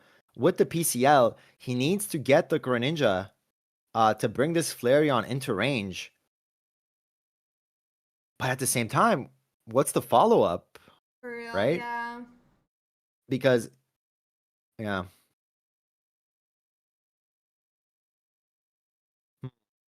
Because if this Flareon dies, like Eevee, it's a collect Eevee. It can't hit for 20.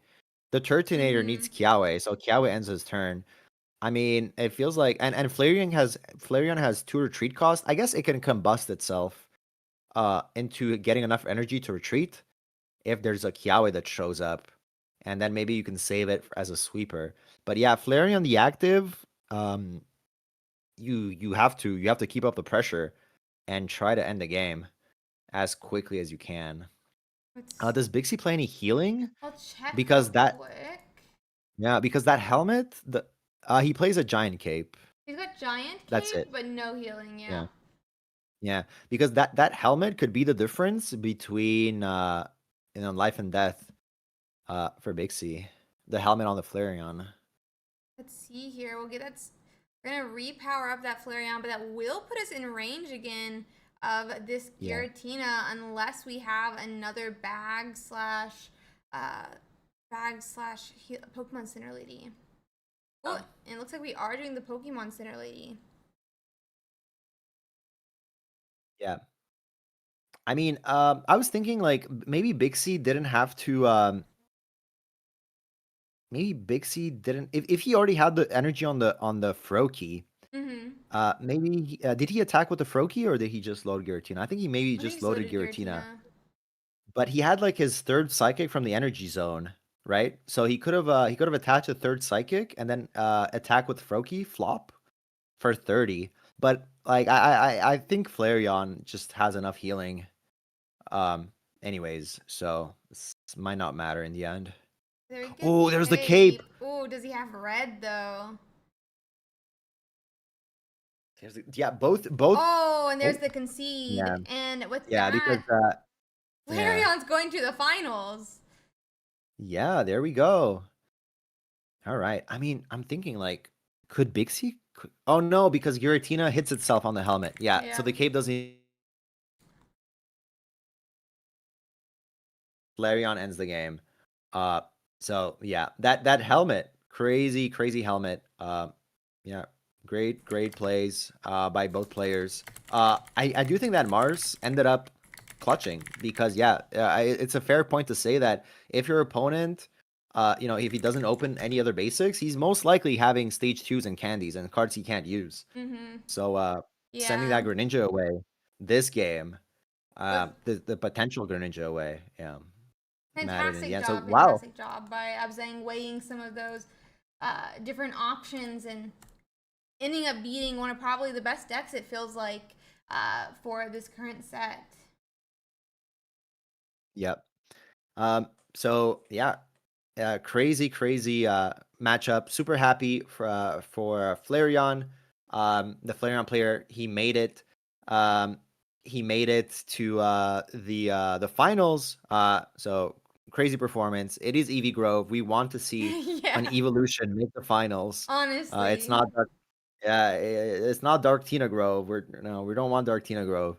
So yeah, congrats. Also, congrats to Bixie for making yet another top 4 crazy performance. I mean, at this point, like it's just like a matter of time before Bixie gets his 3rd. Like I'm trying for a 3rd, but like I definitely don't have like the same consistency of top cuts that Bixie has. So shout out to the man. Yeah, interestingly enough, according to the different the math that our head judges ran, Bixie has gotten top cut 30.7% of the time that he's played in the Ursiiday Pokemon Pocket Weekly, which is super impressive, especially because he's played 26 of them.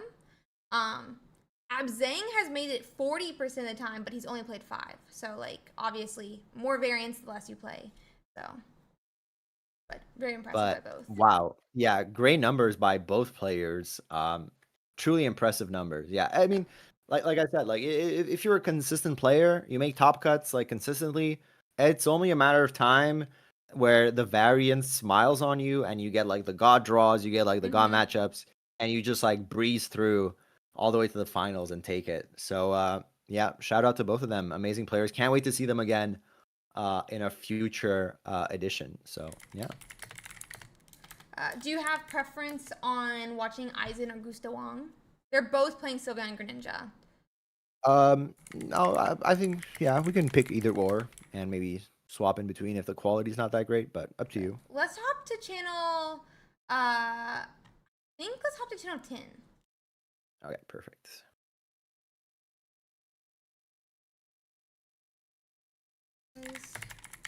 Congrats on top 4. Here we are.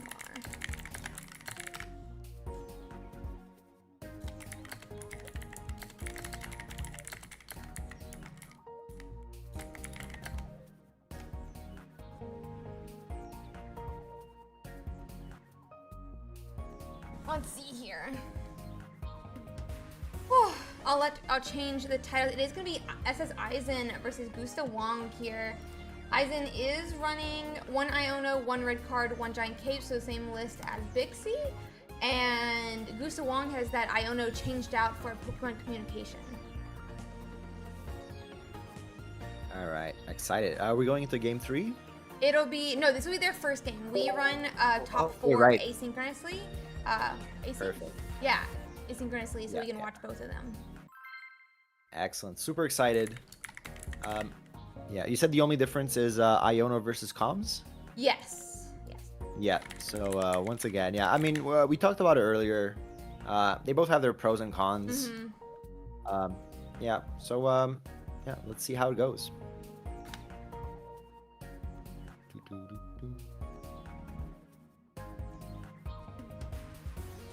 It's funny, sometimes Iono also has like the reshuffle value, you know? Yeah. And what do I mean by that is, let's say you're like playing a really long game and you know, you both have 2 points, and you know if your opponent has like the trainer that he needs to win the game, he's gonna win. And he still has like Pokeballs or items in his deck, right? Sometimes, even though Iono gives your opponent the same amount of cards, the fact that you reshuffle his hand after he sat on his hand for like 3-4 turns makes it more likely that he gets Pokeballs or tools that he would have used if he had them, and removes the chance of him having a trainer. So that's another like very interesting use for Iono, right? It's a -1 for you. It's a free reshuffle for your opponent. Yeah. But if you're clever about it, you can use it to your advantage. Yeah. Very great point. We are starting, it looks like 2 Froakies for ssEisen. We are kind of having some video issues on my end. I don't know if you're seeing the lag, but it's probably okay for at least 1 game here. Let's see here. And then gustawong did start with that Giratina. They are... Wait. Okay, so they went first, so he went on and bellowed for that first energy. He is able to attach this energy as well. And it does look like they are running dual energy still, even though they're in the mirror match. So great start by Gusta, going first, getting that Psychic. He's going to be able to slap a Froakie next turn for huge damage. But yeah, I mean, you can sense the anxiety from Eisen clicking for furiously. Yeah, let's see what he can do. He does have like water energies for the Froakie. It could have been worse if he had Psychic, but it's not a great position to be in. There's a Greninja at least. Let's see.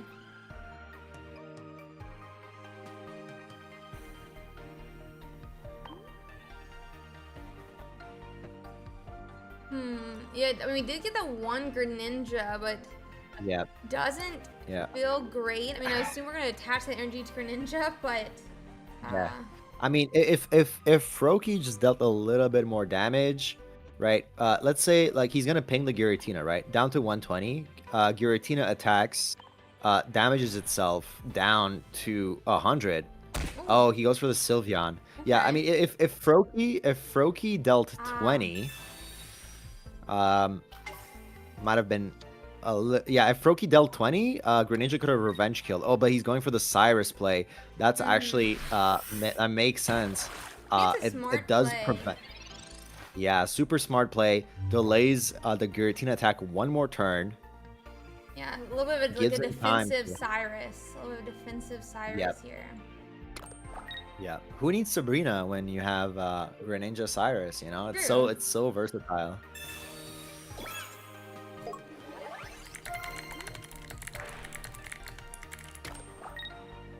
Let's see here. They go on and bellow and attach to the Sylveon. We finally do find our Eevee on ssEisen side, and we're able to go on and ping it again. It does look like this time it is going to be onto the Giratina though, so if it attacks, it'll be in range of another Giratina, but we don't have it yet. So that'd be a problem. It is quite of a problem. Yeah, that cape, man, that cape just it's just like a cape, but it saves the Giratina from dying to Greninja, and that's huge. So yeah, let's see here. Yep, goes for the flop, but yeah, it's gonna be a painful next turn. Giratina's gonna come up, start hitting for significant damage. All right, there's the Pokeball. Huge hand for yeah, I mean, at this point, if you're not finding another basic, you're getting really unlucky. There's the Froakie. No Psychic. He can't attack with Sylveon, even if he wanted to. He's gonna have to if he wants to attack, he has to go with Giratina. The cape actually prevents it from dying to Greninja, and Eevee can't attack as an Eevee, but it could attack as a Sylveon. So let's see. Let's see, Giratina into the active now. Yeah, and this is actually a really important. Yeah. Okay, goes. Oh, okay. All right. Okay. Puts up the Eevee. It's kind of like signaling. Yeah, there's the Sylveon.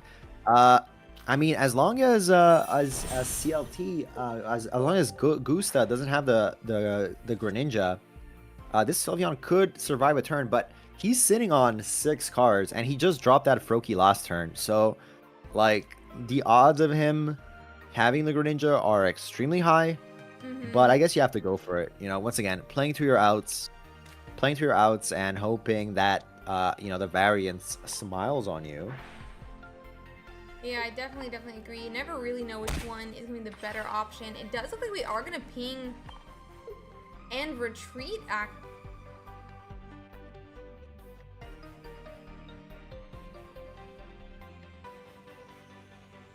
Let's see. Oh, there's a Cyrus. I mean, if you remove the Greninja potential, this Sylveon survives the Giratina. So this is actually a very smart move here by Eisen. Yeah, we had to see, you know, we had to see the entire play to realize you know, like what he was going for. But great play here. And like it's not like there's a red in gustawong's deck. So yeah, no, great move here. I mean, Giratina is still gonna survive both Greninja and Sylveon next turn. So, you know, something could still happen here. But that removing the Greninja was absolutely the key play. He is out of Cyruses though. That's it. And there's the second Froakie hitting the bench. Yeah. I mean, great play by Eisen. He played to his outs, and that's what you have to do. Obviously, that second Froakie is like absolutely devastating to see. But yeah, you just have to you have to like play as best as you can with the cards you're dealt, and that's exactly what he's doing.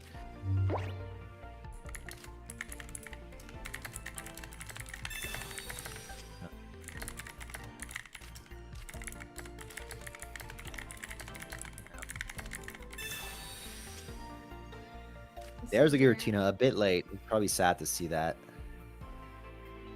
He was kind of, I guess at this point, you're kind of hoping for even a second Froakie. Yeah. Goes for the retreat. Once again, play to your outs. Playing to your outs. Comes in with a Greninja. Yeah. But at the same time, there's no... Oh, no, never mind. Sylveon has 1 energy. So, yeah. Also, attacking the Giratina puts it at 20. So that means that it can't attack without dying.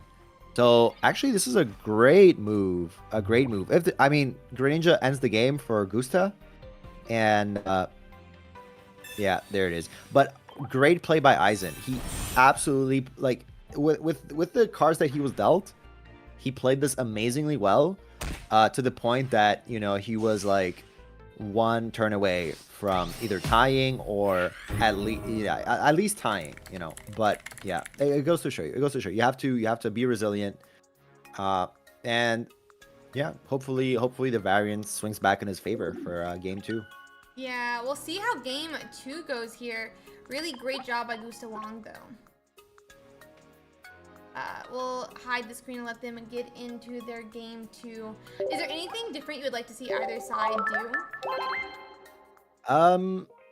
I think both players are playing really well. It's the question of again of like how useful is the water energy in this matchup.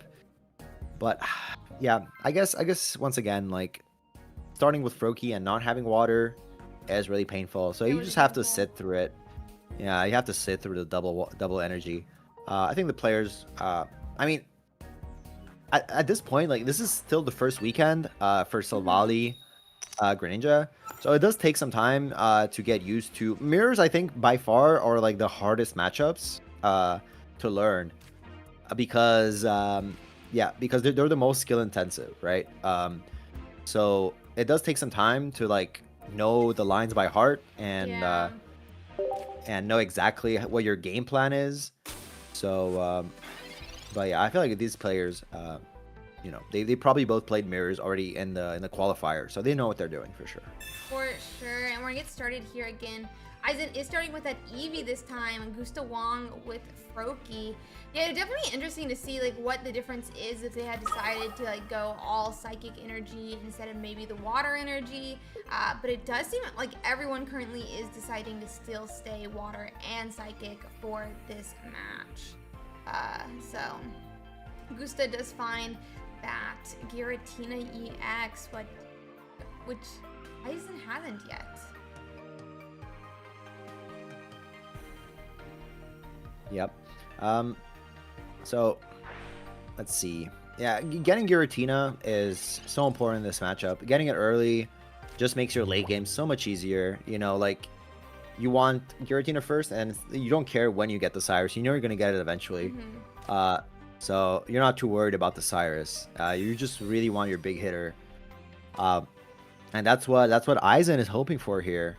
Yeah. There's the Pokeball. There's a 50% chance. Ooh, oh no! Froakie. Yeah, we really the Giratina. Disaster. And this is where you're like cursing. You're cursing. The variant.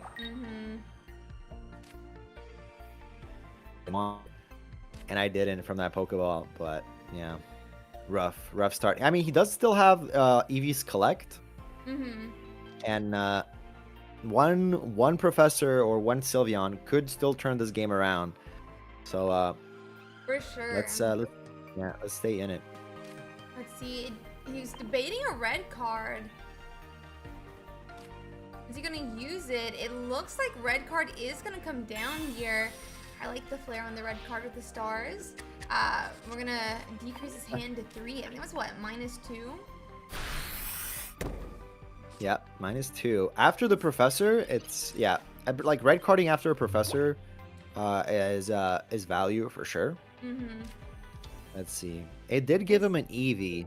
Yeah. It's hard to know. It's hard to know when to red card in this matchup because, like, your opponent is gonna pull a Sylveon anyways, right? Throughout the game, right? So you could argue that like the biggest impact of red card in the mirror is actually waiting for the Sylveon. But at the same time, if your opponent has a candy, like right now, like if you had a candy before the red card, you would have like, and he would have emptied his hand by playing that candy Greninja, then he would have been like, well, I missed my chance, now this red card is kind of dead in my hand because if I use it, I'm gonna +1 my opponent. So yeah, once again, like these are the small things that make a difference over 5 games, 10 games, 20 games, etc. These decisions change it all. And huge Professor top deck. Huge for Professor top sure. deck That's into gonna be Sylveon. really nice And Sylveon there. here we go. The And gates two are more open. cards. Yep. And another Woo. Sylveon. Oh my lord. Oh Oh my. my lord. Isen. Isen hit the He he jackpot. he hit the jackpot. He said I was due, man. After that Pokeball, after that Honestly, yeah. Froakie, yeah. There's I the was due, candy. bro. Yeah, and then he just got, yeah, exactly. He just drew his entire deck now. Boom. We're gonna have that Boom. The water shuriken come shuriken. down. Yeah. Looks like it is Hits gonna the go Giratina. on. Yep, on the Giratina here. Yeah, Cave onto the the obvious target. Sylveon. And I think we're gonna probably see a knock on the Froakie, or do you think we bellow instead? I Oh. think yeah. I feel like it's a bit too late Yeah. for Giratina now, especially since you're gonna get water next turn, right? Mhm. I feel you just get your points. You do still have double Cyrus. Like you could technically ignore the Giratina and just like Cyrus an Eevee, Cyrus a Froakie, as long as there's no Greninja, because the Greninja is obviously like much beefier. Mhm. And also the Giratina doesn't have I mean, no, it does have energy to attack because of the psychic energy generated. Uh-oh. Sylveon. Okay, this is the revenge here for Gusta. He says, you can draw your entire deck. I also can draw my entire deck. Oh, gets the Greninja. Oh, no, this is huge. This is huge for Gusta. He's not going to be able to KO the Sylveon yet, but, like, it doesn't matter because Eisen doesn't have enough damage to replicate. Gusta might even set up a not a double turn KO, because Sylveon in the back on the bench can still tank a hit, but yeah. Yeah, it's a little bit of a concern still. We do have that ping. Do we have a red card though? Oh, we have a K, but I don't really think that takes us out of range of being two-shot, especially since there's one Greninja and there could be two.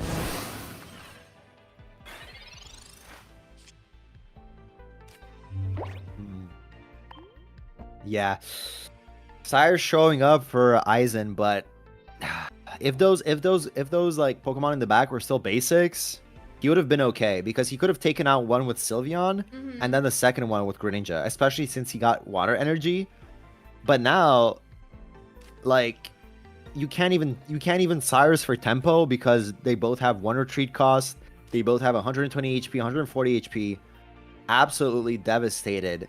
It looked so good for Eisen after that huge double Sylveon Professor turn, but Gusta replicated the same way, and now he's on the offensive, and yeah. It doesn't Rough. seem the worst. I'm surprised about, I guess, Greninja here, because like you swing for 70 into the Giratina, they don't have any heals, and then you would be able to finish off with... Oh, because it gets knocked out by... I'm an idiot. Ignore me. I didn't realize it gets knocked out by the Greninja on the bench. At the same time, you're right, because... I don't know. Yeah, because here's the thing. He's going to ping the Sylveon, and Eisen is going to have to put up the second one to not die immediately. And he can't retreat the Sylveon and attack with Greninja in the same turn. But at the same time, Giratina lowers itself to 20 by attacking. So Giratina can't even attack. He's in Because range of the Greninja. Yeah, Giratina can't even attack. Eisen has 1 point.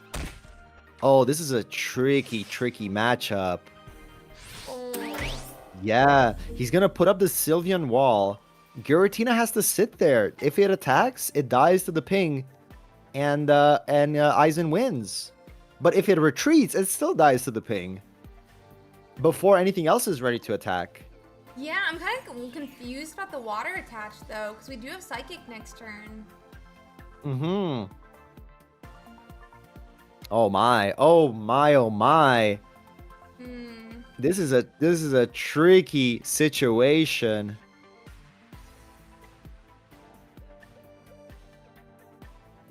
This is a tricky situation here. Yeah, for sure. Yeah. Oh no. Oh no. Opponent's Gusta he is. can't figure out what to do, I don't think. There's nothing to do. I think. I don't see an out. He's I don't see an attaching out. to the Greninja.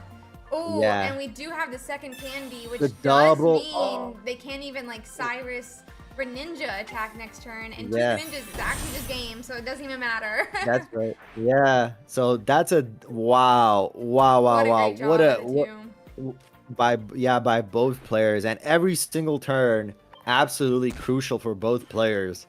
What a turn of events. For I was on the edge of sure. my seat for that one. Are we going to game 3? I think we're going to a game 3 now. Let's go. Let's go. Crazy showing by both players. Well played. Well played. And wow. That was crazy. I mean, it goes to show you. It goes to show you that like that 20 damage, that 20 like self damage on Giratina, it's like so well designed, It right? really is. If is. if it didn't have that drawback, you know, like it'd be even crazier than it is. Obviously, Giratina is amazing, Yeah. but yeah, that 20 damage is enough of a drawback that it can completely flip games like this. So yeah, Let's see here what crazy. Cool game game. 3 means, but yeah, that was absolutely insane. Absolutely insane job by both players. What a great job by Eisen showing off really just how strong this deck is, and both of them for how many options there are in this matchup. So yeah, I mean, yeah, once again showing you that mirrors are definitely the most skill intensive because yeah, well, both players have the same cards, and I mean mostly the same cards with like one difference. Yeah. And yeah. Does look like we are officially into the game. It's Froakie versus Froakie. It's George Washington Froakie versus Shiny Froakie. The battle of the Froakies. The But battle of Froakies. Giratina for gustawong. We'll have to see what Eisen has during their first turn. Yeah, Giratina's big. There's a Pokeball. Okay, this one I'm Pokeball. not looking. It's not looking too shabby for himself. Eevee. Eevee, nah, it's not what he wants. He absolutely does want to Giratina. Second Pokeball. Oh no, Oh. disaster once again. Yeah, and there's Man, only these Pokeballs. there's water energy they're this not- turn, water energy next turn too. Yeah, these Pokeballs are not kind to Eisen. Yeah, he does have the gold ones, you know? Like, you'd expect that to, you know, do better, but... Yeah. Alright, here we go. Oh, Greninja already! And, like, the thing about Greninja is, like, even if you don't swing with it, it's so beefy on its own. So, yeah. Removes the potential point from Eisen that could have had it if he had his own candy Greninja.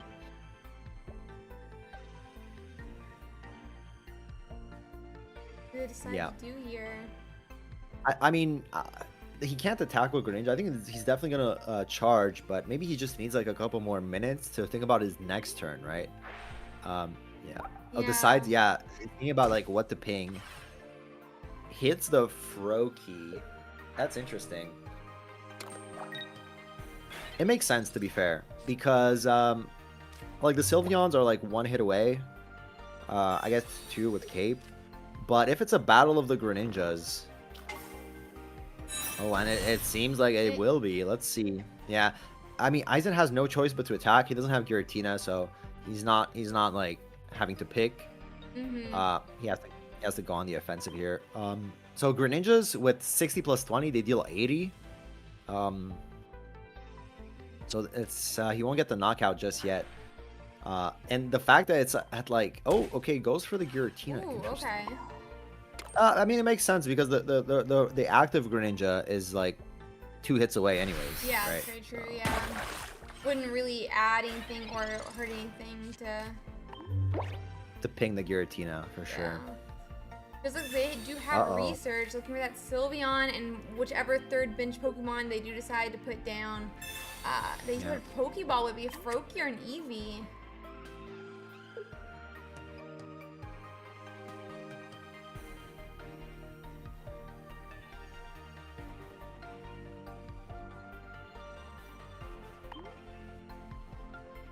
waiting. So, yeah. I mean, I feel like Eisen is still in a tough position. He is getting water next turn, which is not great, considering he has EVs. And yeah. At least his Greninja survives. Yeah. His opponent's hit, and that gives him a little bit of time. But tough. Looks like we're gonna ping an Eevee on the bench. Yeah. So same story, right? Like the front Greninja dies in 2 hits anyways. So. Oh, but we okay. retreat back actually. Yeah, sacrifices his Eevee. With the upside being that it gives him time to load Giratina, and there we go. I think this is interesting. I think you might be asking like, why did he put energy on the Eevee? I think he's doing so because if he has to retreat Giratina, he wants to swing with Sylveon. Right? So like he's anticipating maybe a Cyrus on the Giratina and an attack, and he wants to like keep his options open. But I mean, he could have done that on he could have put the water energy on Greninja, which would have been like a bigger swinger than Sylveon EX. But yeah, we'll see. Let's see here. Yeah. Eisen finds the psychic energy next turn. Oh, okay. Looks like we're gonna retreat and draw as well. Oh, Yep. no, we're not. Oh, and... All right. Interesting. I guess both players are, I don't know, they're going for the late game, right? They're going for the Cyrus plays. I don't know. I don't know if which lines would be better. Now, I mean, if Gusto has the Sylveon, it gets a free point off the Eevee. And yeah, let's see. Ping.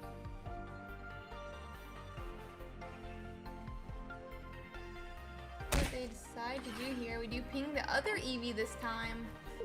Yep. We're going to retreat back still, and it looks like we do to the Giratina EX with a swing. Yeah.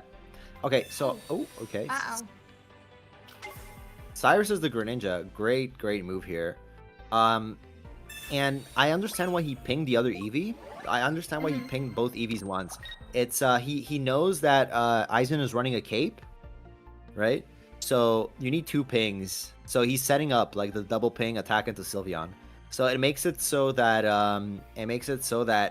if he focused all his pings on the Eevee, Eisen could have evolved the other Eevee and put a cape on it, and it stalled at least one more turn. So yeah, splitting the shuriken damage definitely makes sense. Now Eisen is a really tough spot. He's gonna lose his only big swinger.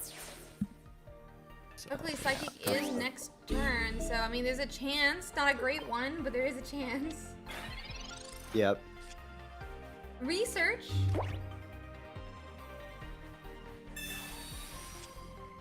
Let's see, what is he gonna get from research? Finds a Sylveon. Okay. I mean, yeah, for the reasons that we specified, he can't place it in the active, or else he just loses the game up front. Ooh. Oh no, but he finds the Froakie, but he has double Psychic next turn. Yes, like the turn after we used our water energy. What is this? What is this? Could he... Wait, let's do some math here. Giratina is going to self-damage 20. It goes down to 90, which is enough for... Ping if we have Greninja. Yeah. So would be then in range of a Sylveon. And also Gusta is generating Psychic next turn. So if he doesn't get a water, he's not going to be able to counter swing with Greninja. So Eisen is praying here. Eisen is looking at the energy generator, praying to see double Psychic. Oh. And it's a water. It's a water. That's red there we card. go. He's trying to say don't have the Greninja. Don't have the Greninja. That's right. Oh. Oh, there's a second research though. Yeah, not bad. Oh, but there's it's Cyrus. game. It's game. Yeah. That's game. Yeah. All right. Well played. Well played by both players. Definitely knowing their outs and anticipating a couple of turns ahead with the Greninja pings, which is actually very hard to do because, like with Greninja, you can ping anything. So, like doing the math and like thinking a couple of turns ahead is quite some skill. So shout out to both players. Congratulations to gustawong for making the finals, and congratulations to ssEisen for the top 4. Great performance. So shout out to both players.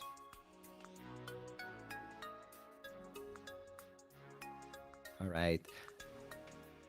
I We will are going to take a quick ad break so that we no one miss perfect. anything in finals. So I also let the players know that as well. Perfect. So I'm just gonna take a quick break, and then we'll be right back for the finals. I'm hyped. I'm hyped. Perfect. Super happy to see Flareon. So let's see it. Let's see here. We are gonna take a really quick ad break, guys, the moment that the game stopped playing. So that will be fun here. Just that way that no one misses any games. And that way nobody, misses any. But yeah, guys, I've had so much fun with these games. This deck looks so much fun. Flareon looks awesome. And I'm having so much fun with all of these matches, and MST is such a great co-caster. So I'm really happy with all of that. You guys are having a fantastic time so far. We're going to start quick ad break so no one misses anything in the games. And then we'll be able to get right into our match. I think we're going to probably, I'm going to bring up quickly our players up on the other screen so you guys can see them. It is going to be at Flareon versus this, against the Sylveon, Greninja, Giratina list, which honestly, it's the fight of the EVs, which I'm very excited about. It's going to be so much fun to watch this finals match here. As we mentioned earlier, a lot of times you do want with that Flareon to start a lot more aggressive than what gustawong is going to want to be. So it's going to be interesting to see what cards they do draw here. And we'll have to see how the two end up battling it out. We'll have to see. But really excited, and really great games both by ssEisen and gustawong, as well as elluquitas and abzange and the other top 4. But we're going to be getting into our last game here. Perfect. Yes. And then we'll get started here in just a couple minutes. I'm just letting all the ads run through real quick. Ready.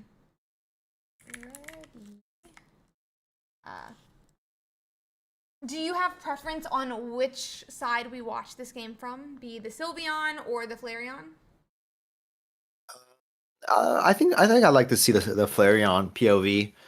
Okay, Since once again, yeah, he's he's not the crowd favorite. Obviously, we were cheering for both players, but I mean, to be fair, both decks are new decks, right? They are, The yeah. Sylveon, exactly. The evolutions are staying true to the name of the pack, Eevee Grove, and we are having 2 evolutions in the finals. Yeah, either or is fine. Perfect. Yeah, I'm thinking back. Like I remember, like like in the small period of time between ranked and like the new set releases, people were like, I looked at the cards. They're like not. They don't look great. Like I think the meta isn't gonna change, and that's always funny to me because like every single time we got a new pack, the meta changed, and like the new cards were impactful. There hasn't been like a single pack where like the meta didn't shift and like the new cards weren't like super strong. So Yeah, so honestly, yeah, that's my take right now is I'll be like, yeah, the cards they announced, this one doesn't look that strong. However, every single set releases, we're all like, these cards suck. And then that same exact card, strongest card in the set every single time. And it's always meta defining. Like I remember Giratina, we're like, yeah, I guess it's okay if like you start Giratina, but like what happens if you get it turn 3, right? Are you gonna pass 4 turns to power him up? Bro, Giratina's right, still yeah. here. I think he's so strong. Let's hop to channel 29 to watch the Flareon. But yeah, I feel like they're always so meta defining. It's really awesome. Let's hop on over.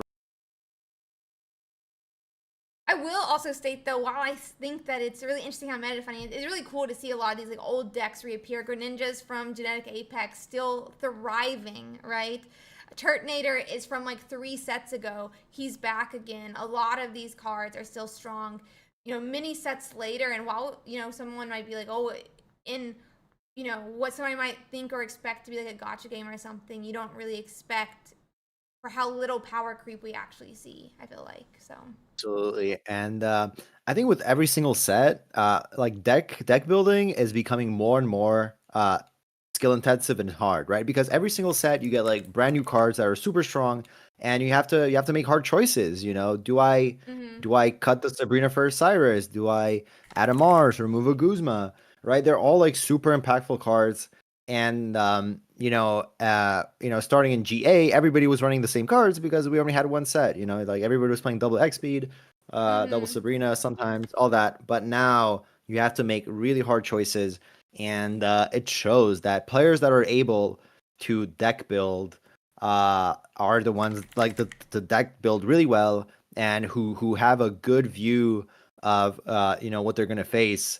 Are gonna get far, right? Shout out to New Matinal, who kind of like caused the rise of Sylveon EX with his performance 2 days ago. And I'm sure this Flareon making the finals is gonna have the same effect. Yeah, So it's really once cool again, to see. yeah. So yeah, especially if it ends up winning. So let's see. I think no matter who wins here, it's going to be a really great showing by both, and so cool to see. Because a lot of times the first week, even though every single set is, the new set has really strong cards in it, the first week is oftentimes an older deck that wins just because it takes time to find the correct set of cards. Like, I don't even think Buzzwole was in the first 4, it didn't win a tournament, like one of our tournaments, till the last week. But, like, I don't think it was top 4 the first week. Things like that.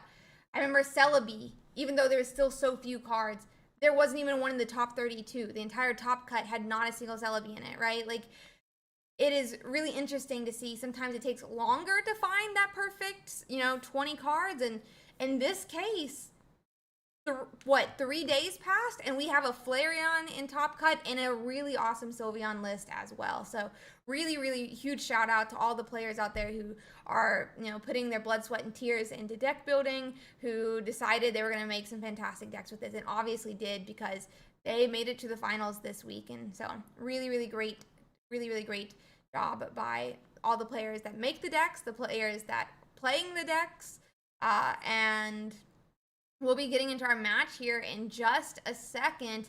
Abzange is going to be going second, and gustawong with that Sylveon list is going first. We are right into our match. Gustawong starting with a Froakie, Abzange with Turtonator in the active, and an Eevee on the bench. And once again, right, 2 different decks, 2 different play styles, 2 different goals of what they're trying to accomplish. And Turtonator in the front, beautiful opening, beautiful opener.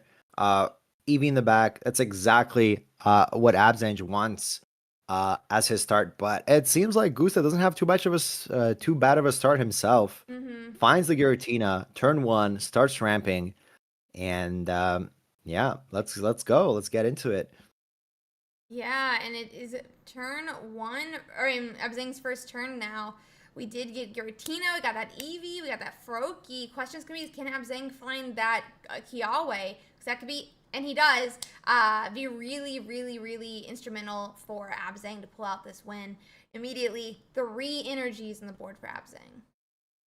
Absolutely, and I feel like Gusta has to reply with Greninja, or else like this Turtonator is going to be a little bit too fast. Gets the Sylveon down, 2 more cards. That could be what he needs. Oh, Sylveon into Professor. Holy smokes. Oh, all right. He's probably like 2/3 of the way into his deck. There's the candy. Drops the Greninja. That Froakie is no longer in one-shot range. And that gives Giratina ample time to not only load energy, but it also gives Gusta time to find the Cyrus, right? If this is the only Eevee that absenge finds, he's kind of in trouble because Mhm. he knows that it's highly likely that Gusta has the Cyrus already after drawing so many cards. Yeah.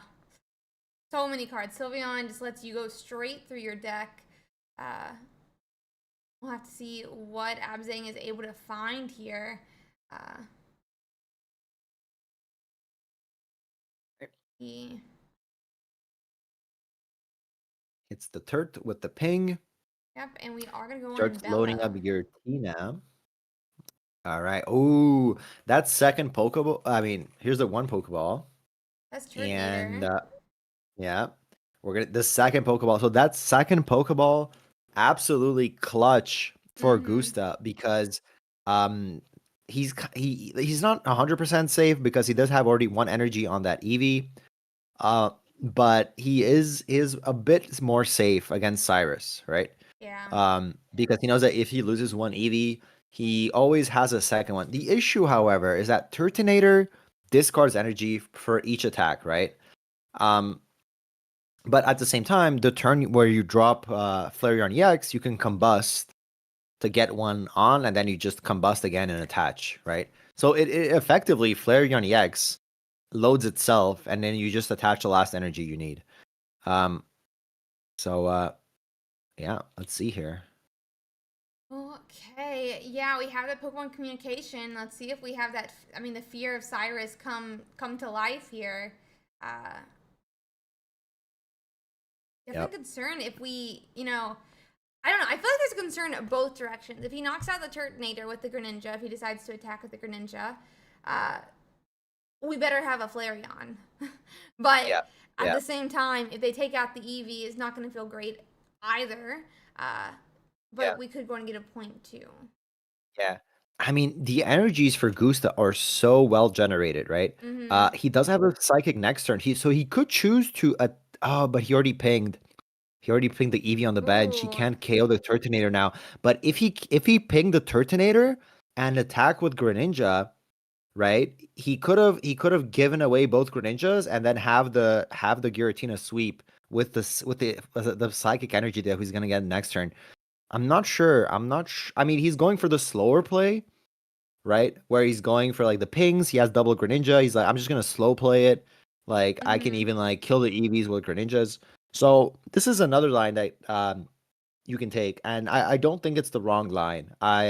Yeah, like the Greninja attack would have been more offensive, uh, more pressure, but just like chilling with your double Greninja is not bad at all.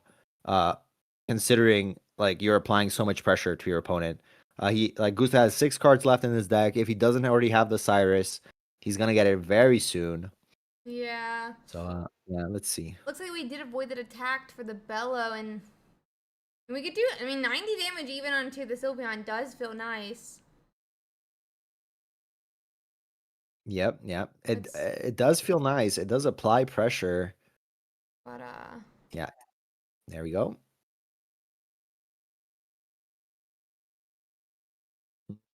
Okay, he does have the Flareon. He's debating. he's He's debating debating. it. Yeah, he drops it, but I don't know. Now it becomes a Cyrus target, It right? does, yeah. That's like a huge concern, I feel like, here, because we could just retreat back and swing Yeah. one Greninja ping, puts it in range of a Giratina, Yeah. and Yeah. it's kind of done if they Tough have that position. if they have the Cyrus. Yeah, it feels like absenge. Yeah, it feels like Gusta like successfully slowed down absenge. Okay, no Um, Cyrus. eh, yeah, no Cyrus this turn. Uh, Yeah, for this turn. all right, goes for the Greninja pings. I think he's Restriction. gonna use at least one, yeah, to Yep. get his point. And now yeah, he does have a psychic. He could have. Oh, hold Oh. up. Goes in with the Giratina. He must have a cape if he's doing this. There it Oh, and is. we didn't even use combustion last turn with the Oh, we didn't Flareon. use combust. That's true. Flareon is not even ready to attack. Oh Oh. no. Oh We could have. no. There was one in the discard. That's true. And this is probably why Gusta is I mean, probably definitely why Gusta is going on the offensive. He saw the lack of combust from his opponent, and he's like, perfect, Perfect. I got perfect. this. This is my game now. I got this. Yeah, there's no reply to my attack, Yeah, and that is yeah. rough. And with two Greninjas, even if Abzang was running a cape here, it wouldn't be enough to save him. Mm-hmm. Yep. Rough, rough, rough, rough. Very rough But matchup. yeah, yeah. Let's go into. He's I'm searching going here. He game knows two, he yeah. doesn't have an out. Yeah, we're going to game two. I think I think Absenge is hoping to get a similar start, but just to be able to apply a little bit more pressure than he was able to do there. But yeah, I mean it's just Sylveon. Sylveon Mm-hmm.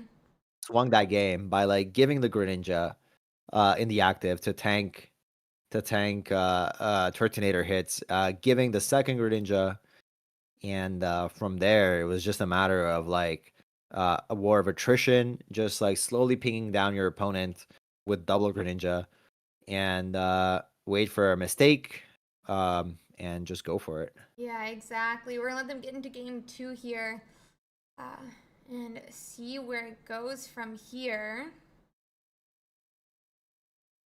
We are going to be going second for Abzang with the Turtonator. We'll have to see what Pokemon he gets to start off with, and what Gustawong starts with. It looks like we're starting with Froakie on Gustawong's side, who's going first. Abzang starting with the Turtonator now, but do we have any EVs? I guess the question for both Right. sides, but Here's the question. Yeah. Professor turn one. I think if you're playing Sylveon and you have the Sylveon in hand and you need the Eevee, I think it might be worth it to gambling to gamble that your opponent doesn't have Mars, and you go for the Professor turn one, and you hope to get that Eevee. Yeah. There you go. Red card uh reshuffles Absenge's cards, gives him a -1, drops the Eevee. Is there a Kiawe is the question. And there isn't. So yeah, not this. This. If he had a Kiawe here and a double Froakie, would have been devastating, right? If he manages to prevent that Greninja, but once again, Greninja, he has the choice now. Like he can either drop it in the active mm-hmm. or in the back, because Turtonator isn't threatening an attack this turn, but he's certainly threatening an attack next turn. So I think putting it in the active makes sense. He's gonna have ample time to even retreat Greninja, not even lose a point if he wants to, and swing with Giratina. Yeah, Yeah, Gusta's off to let's see. such a I mean, great start. yeah, I mean, let's see. Let's see what happens. Like Flareon is still a great answer to Giratina, so things could.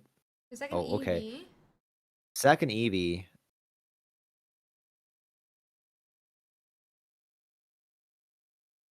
There it is. Second Eevee. So once again, this will probably make Gusta want to split his damage between the EVs, not knowing which one is gonna get evolved. Let's see if he chooses to do so. Yeah, no Silvally, no Sylveon craziness. This match yet, right? No Eevee, no Sylveon. It does feel like a much slower match for both players, right? Yeah. Abzenge have Kiawe, and Gusta doesn't find Sylveon, so it's the pace of the game is much slower than last game. Yeah, I mean, But the stakes, yeah, go ahead. that red card did such a great job getting that Kiawe out of Abzang's hand almost Hmm. too well. Yeah, almost too well. Yeah, that turn one red card before Absenge got to have a turn at using his cards, absolutely painful. Uh, yeah. All right. Here, I mean, what is Abzang going to decide to do We can finally Mhm. attack with the Turtonator this turn, but it's not like we can really knock anything out. We do need to Yeah, find, I mean, Flareon, but I don't even think we have energies in the discard pile to really get it set up yet. that's true. He doesn't have energies to be able to combust this turn because he hasn't Ooh, discarded any. Goes for the Sabrina. Sabrina. I think the Sabrina feels nice at least because if Hmm. they could bring in the, I mean they put in the Froakie so we can take our first point potentially. That does put Yep. Giratina, if Giratina is who they put in to deal with the return attack. I mean, puts him in range of like a red in the future with Flareon, Absolutely. but it can't attack yet either. So, Yeah. Yeah. I think this is the correct play. Getting your point early and hoping that Gusta doesn't have Cyrus because Absence is gonna be forced to drop a flare on next turn because he needs to combust one turn before. mm-hmm. Um Actually no, he could wait, but it's not like he has to put up an Eevee. He has to sack an Eevee anyways. So I feel like Flareon does have to drop next turn, but the Cyrus could absolutely ruin Absenge's game. And yeah, Oof, yeah. let's see. Looks like they're pinging the other Oh no. Eevee. It's almost like Yeah. forcing it to be what they flare on, but they do that. That's all the points. Uh, Yeah, yeah, exactly. Gusta is threatening a double point turn, right? yeah, Pinging the Eevee in the front and swinging at the back. He needs a PCL yeah, for because sure. there it is. Ooh, There it is. perfect timing though. Um, Perfect timing. Ask and you shall receive because the Eevee bag doesn't heal Eevee. It only heals the evolutions. mm-hmm. So As we learned this earlier. PCL, yeah, this PCL prevents a double turn, a double point turn. However, it won't do anything against Cyrus. Yeah, and that would be Um, like the big concern I hear. I think. yeah, and I mean, this is a great like showing of like Eevee bag versus Cape, right? If he had a Mm-hmm. Cape for the Flareon, he could have survived the Cyrus hit and then attack back, right, with Flareon. Uh, Obviously, Eevee bag only heals; it doesn't give you bonus HP. So yeah, it goes for the Mars could actually like swing the game here by removing the Cyrus. So great Mars. I think you have to do it. Yeah. Gusta was sitting on like 3 cards for a while, so they're most likely trainers, right? By reshuffling, giving the Mars, not only you -1 him, you likely give him maybe a basic, a Pokemon, stuff that doesn't just like win the game outright for him, right? Well, there's research. But yeah, but he didn't PCL. Oh, right, he went for the Mars instead of the PCL. Yeah. Right. Because Flareon, he EV bagged the Flareon. So even after the EV in front dies, it takes a hit from Giratina. Okay, I think that was the move for sure. Yeah, we really want to guess was like a Cyrus for gustawong to finish out the game with like the Greninja ping, but the professor's research is gonna save abzange there. And wow, this retreat is actually really good. Doesn't want to risk it. So he puts up like a 1 point Pokemon that he could Mm-hmm. easily sack. And he's just gonna slow down the game. He's Yep. like, I'm not ready to KO Flareon yet. I might not have Cyrus, or I can't get like a 2 turn KO, like a 2 point turn. So I'm just gonna chill out. I'm just gonna retreat into Eevee, give you a 1 point Pokemon if you want, and that's gonna give me enough time Yeah. to yeah, And what is to abzange supposed to do? Because they've already used their Sabrina this turn and they don't have Cyrus. yeah. There's not much you can do here. There's not much you can do here. Even if he manages to heal after the combust with like the PCL that we saw earlier, Mm-hmm. he's dead. He's dead to the Greninja ping and the Giratina, and It's just gonna be game, it looks like. But we are gonna take a yeah, second point to knock out this Eevee. I mean, anything could yeah. still happen. Anything could still happen. I Um, mean, finger slips happen. People who tuned into me yesterday know that finger slips do happen. yeah, they So do. he could let that happen. Ursiiday finals, everything is on the line. Congratulations Yep. to Gusta for taking this. And wow, what a performance. What a great job by gustawong and abzange. They both did such a, had such great matches, and honestly had some master classes about these decks that have only just appeared this week with the new set. I had so much fun talking about the new set, talking about the new format, looking at these new decks with you, MST, and thank you so much for being willing to co-cast with me today. For those of you who somehow live under a rock and don't know who MST is, he is a fantastic Pokemon Pocket content creator and a fantastic competitive player himself. He's won Ursiiday's Pokemon Pocket Weekly, so I'm really, really excited that we got to have him on today. The mods will do the exclamation mark co-caster, so you guys can check out his YouTube, his Twitch, his Twitter as well, all of which where he puts fantastic competitive content on. Thank you so much again, MST. Is there anything you would like to say, or any other content Absolutely. you want to Well, talk about? yeah, well, thank you for having me, Ursi. And once again, I want to give you a big, big shout out. I've been saying it for a while now, but you've been putting the Pocket, competitive community on your back since day one by hosting this tournament week after week after week. Crazy, crazy dedication to the cause, and we're all grateful for that. So I would like everybody in the chat, if you can give like a W and show Ursi some love, because once again, like it's crazy. How much work she puts into this, and yeah, we're all super thank you. So thank you, Ursi, for the co-cast, but most importantly, for what you do for the community. And yeah, amazing. I can't wait for next edition. And Pocket couldn't have a better person to host these tournaments. So yeah, big shout out to you as well. Thank you. You're making me blush. I really appreciate that, though. That's very kind of you. I really, really Of course. appreciate the kind words. Thank you so much, MST. But I had so much fun co-hosting the day. We got to talk so much about the new set. It was so much fun. And we got to see some fantastic games. So thank you again. And I always have so much fun with these tournaments. So I don't know. I feel like I'm the lucky one. Like I feel like the competitive community has really been very welcoming for the tournament. And so I couldn't do this without you guys. And with that, I'm going to go into my shout outs before I get too blushy. So I do want to give a huge shout out with that, though, to every single person here who's watching. Thank you guys so much for being willing to tune into the tournament, to watch this tournament, and listen to MST and I talk about one of our favorite games as we got to cast some of these awesome matches.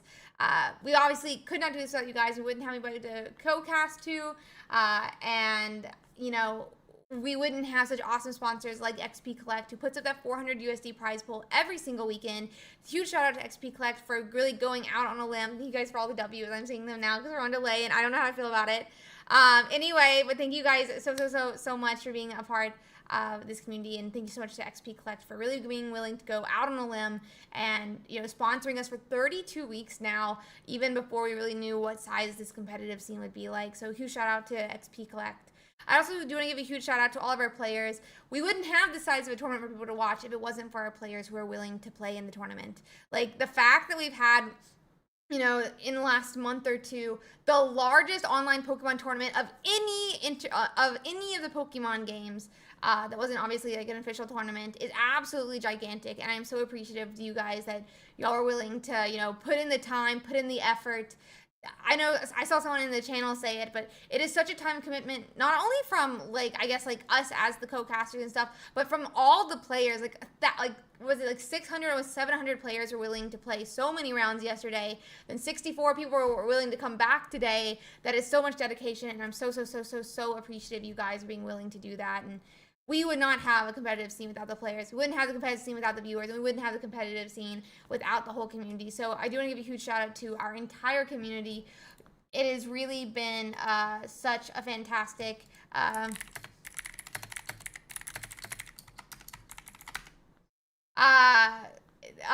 such a fantastic experience getting to run these tournaments, and I really do appreciate it.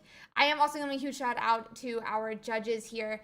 They really put in the time as well. There is so much time and effort that goes into the judging and behind all the scenes. And some of these judges, it's all they do all weekend, and it, as in like they just like commit their time to it, and it really does, it can take up a lot of your time. So I really am appreciative of them. They're not even, you know, in the running for that 400 USD prize pool, and so I'm really, really, really appreciative of them. It is, we could not do this, we couldn't host, we couldn't talk about the games without all of their support. And with that being said, huge shout out again to MST. Make sure that you guys check him out on all of the different platforms. We had a lot of fun, you know, streaming today and co-casting, and I had so much fun. So make sure you guys check him out on his Twitch, YouTube, and his Twitter as well. With that being said, I do want to say thank you guys so much for watching. If you're new here, I'm Ursi. I stream Pokemon Pocket about 7 days of the week, maybe 6, because sometimes your girl needs to take a break from the computer, which is not really true because I just play video games anyways. But I, you know, sometimes a girl needs, you know, sometimes we gotta do self-care, guys. Self-care is important. Remember your self-care, for all of you. A well-earned break. A well-earned break. But yeah, if you're interested in Pokemon Pocket content, I do post on basically every single platform: TikTok, YouTube, Instagram. We have a really fun and active Discord you guys can join. We have Twitch as well.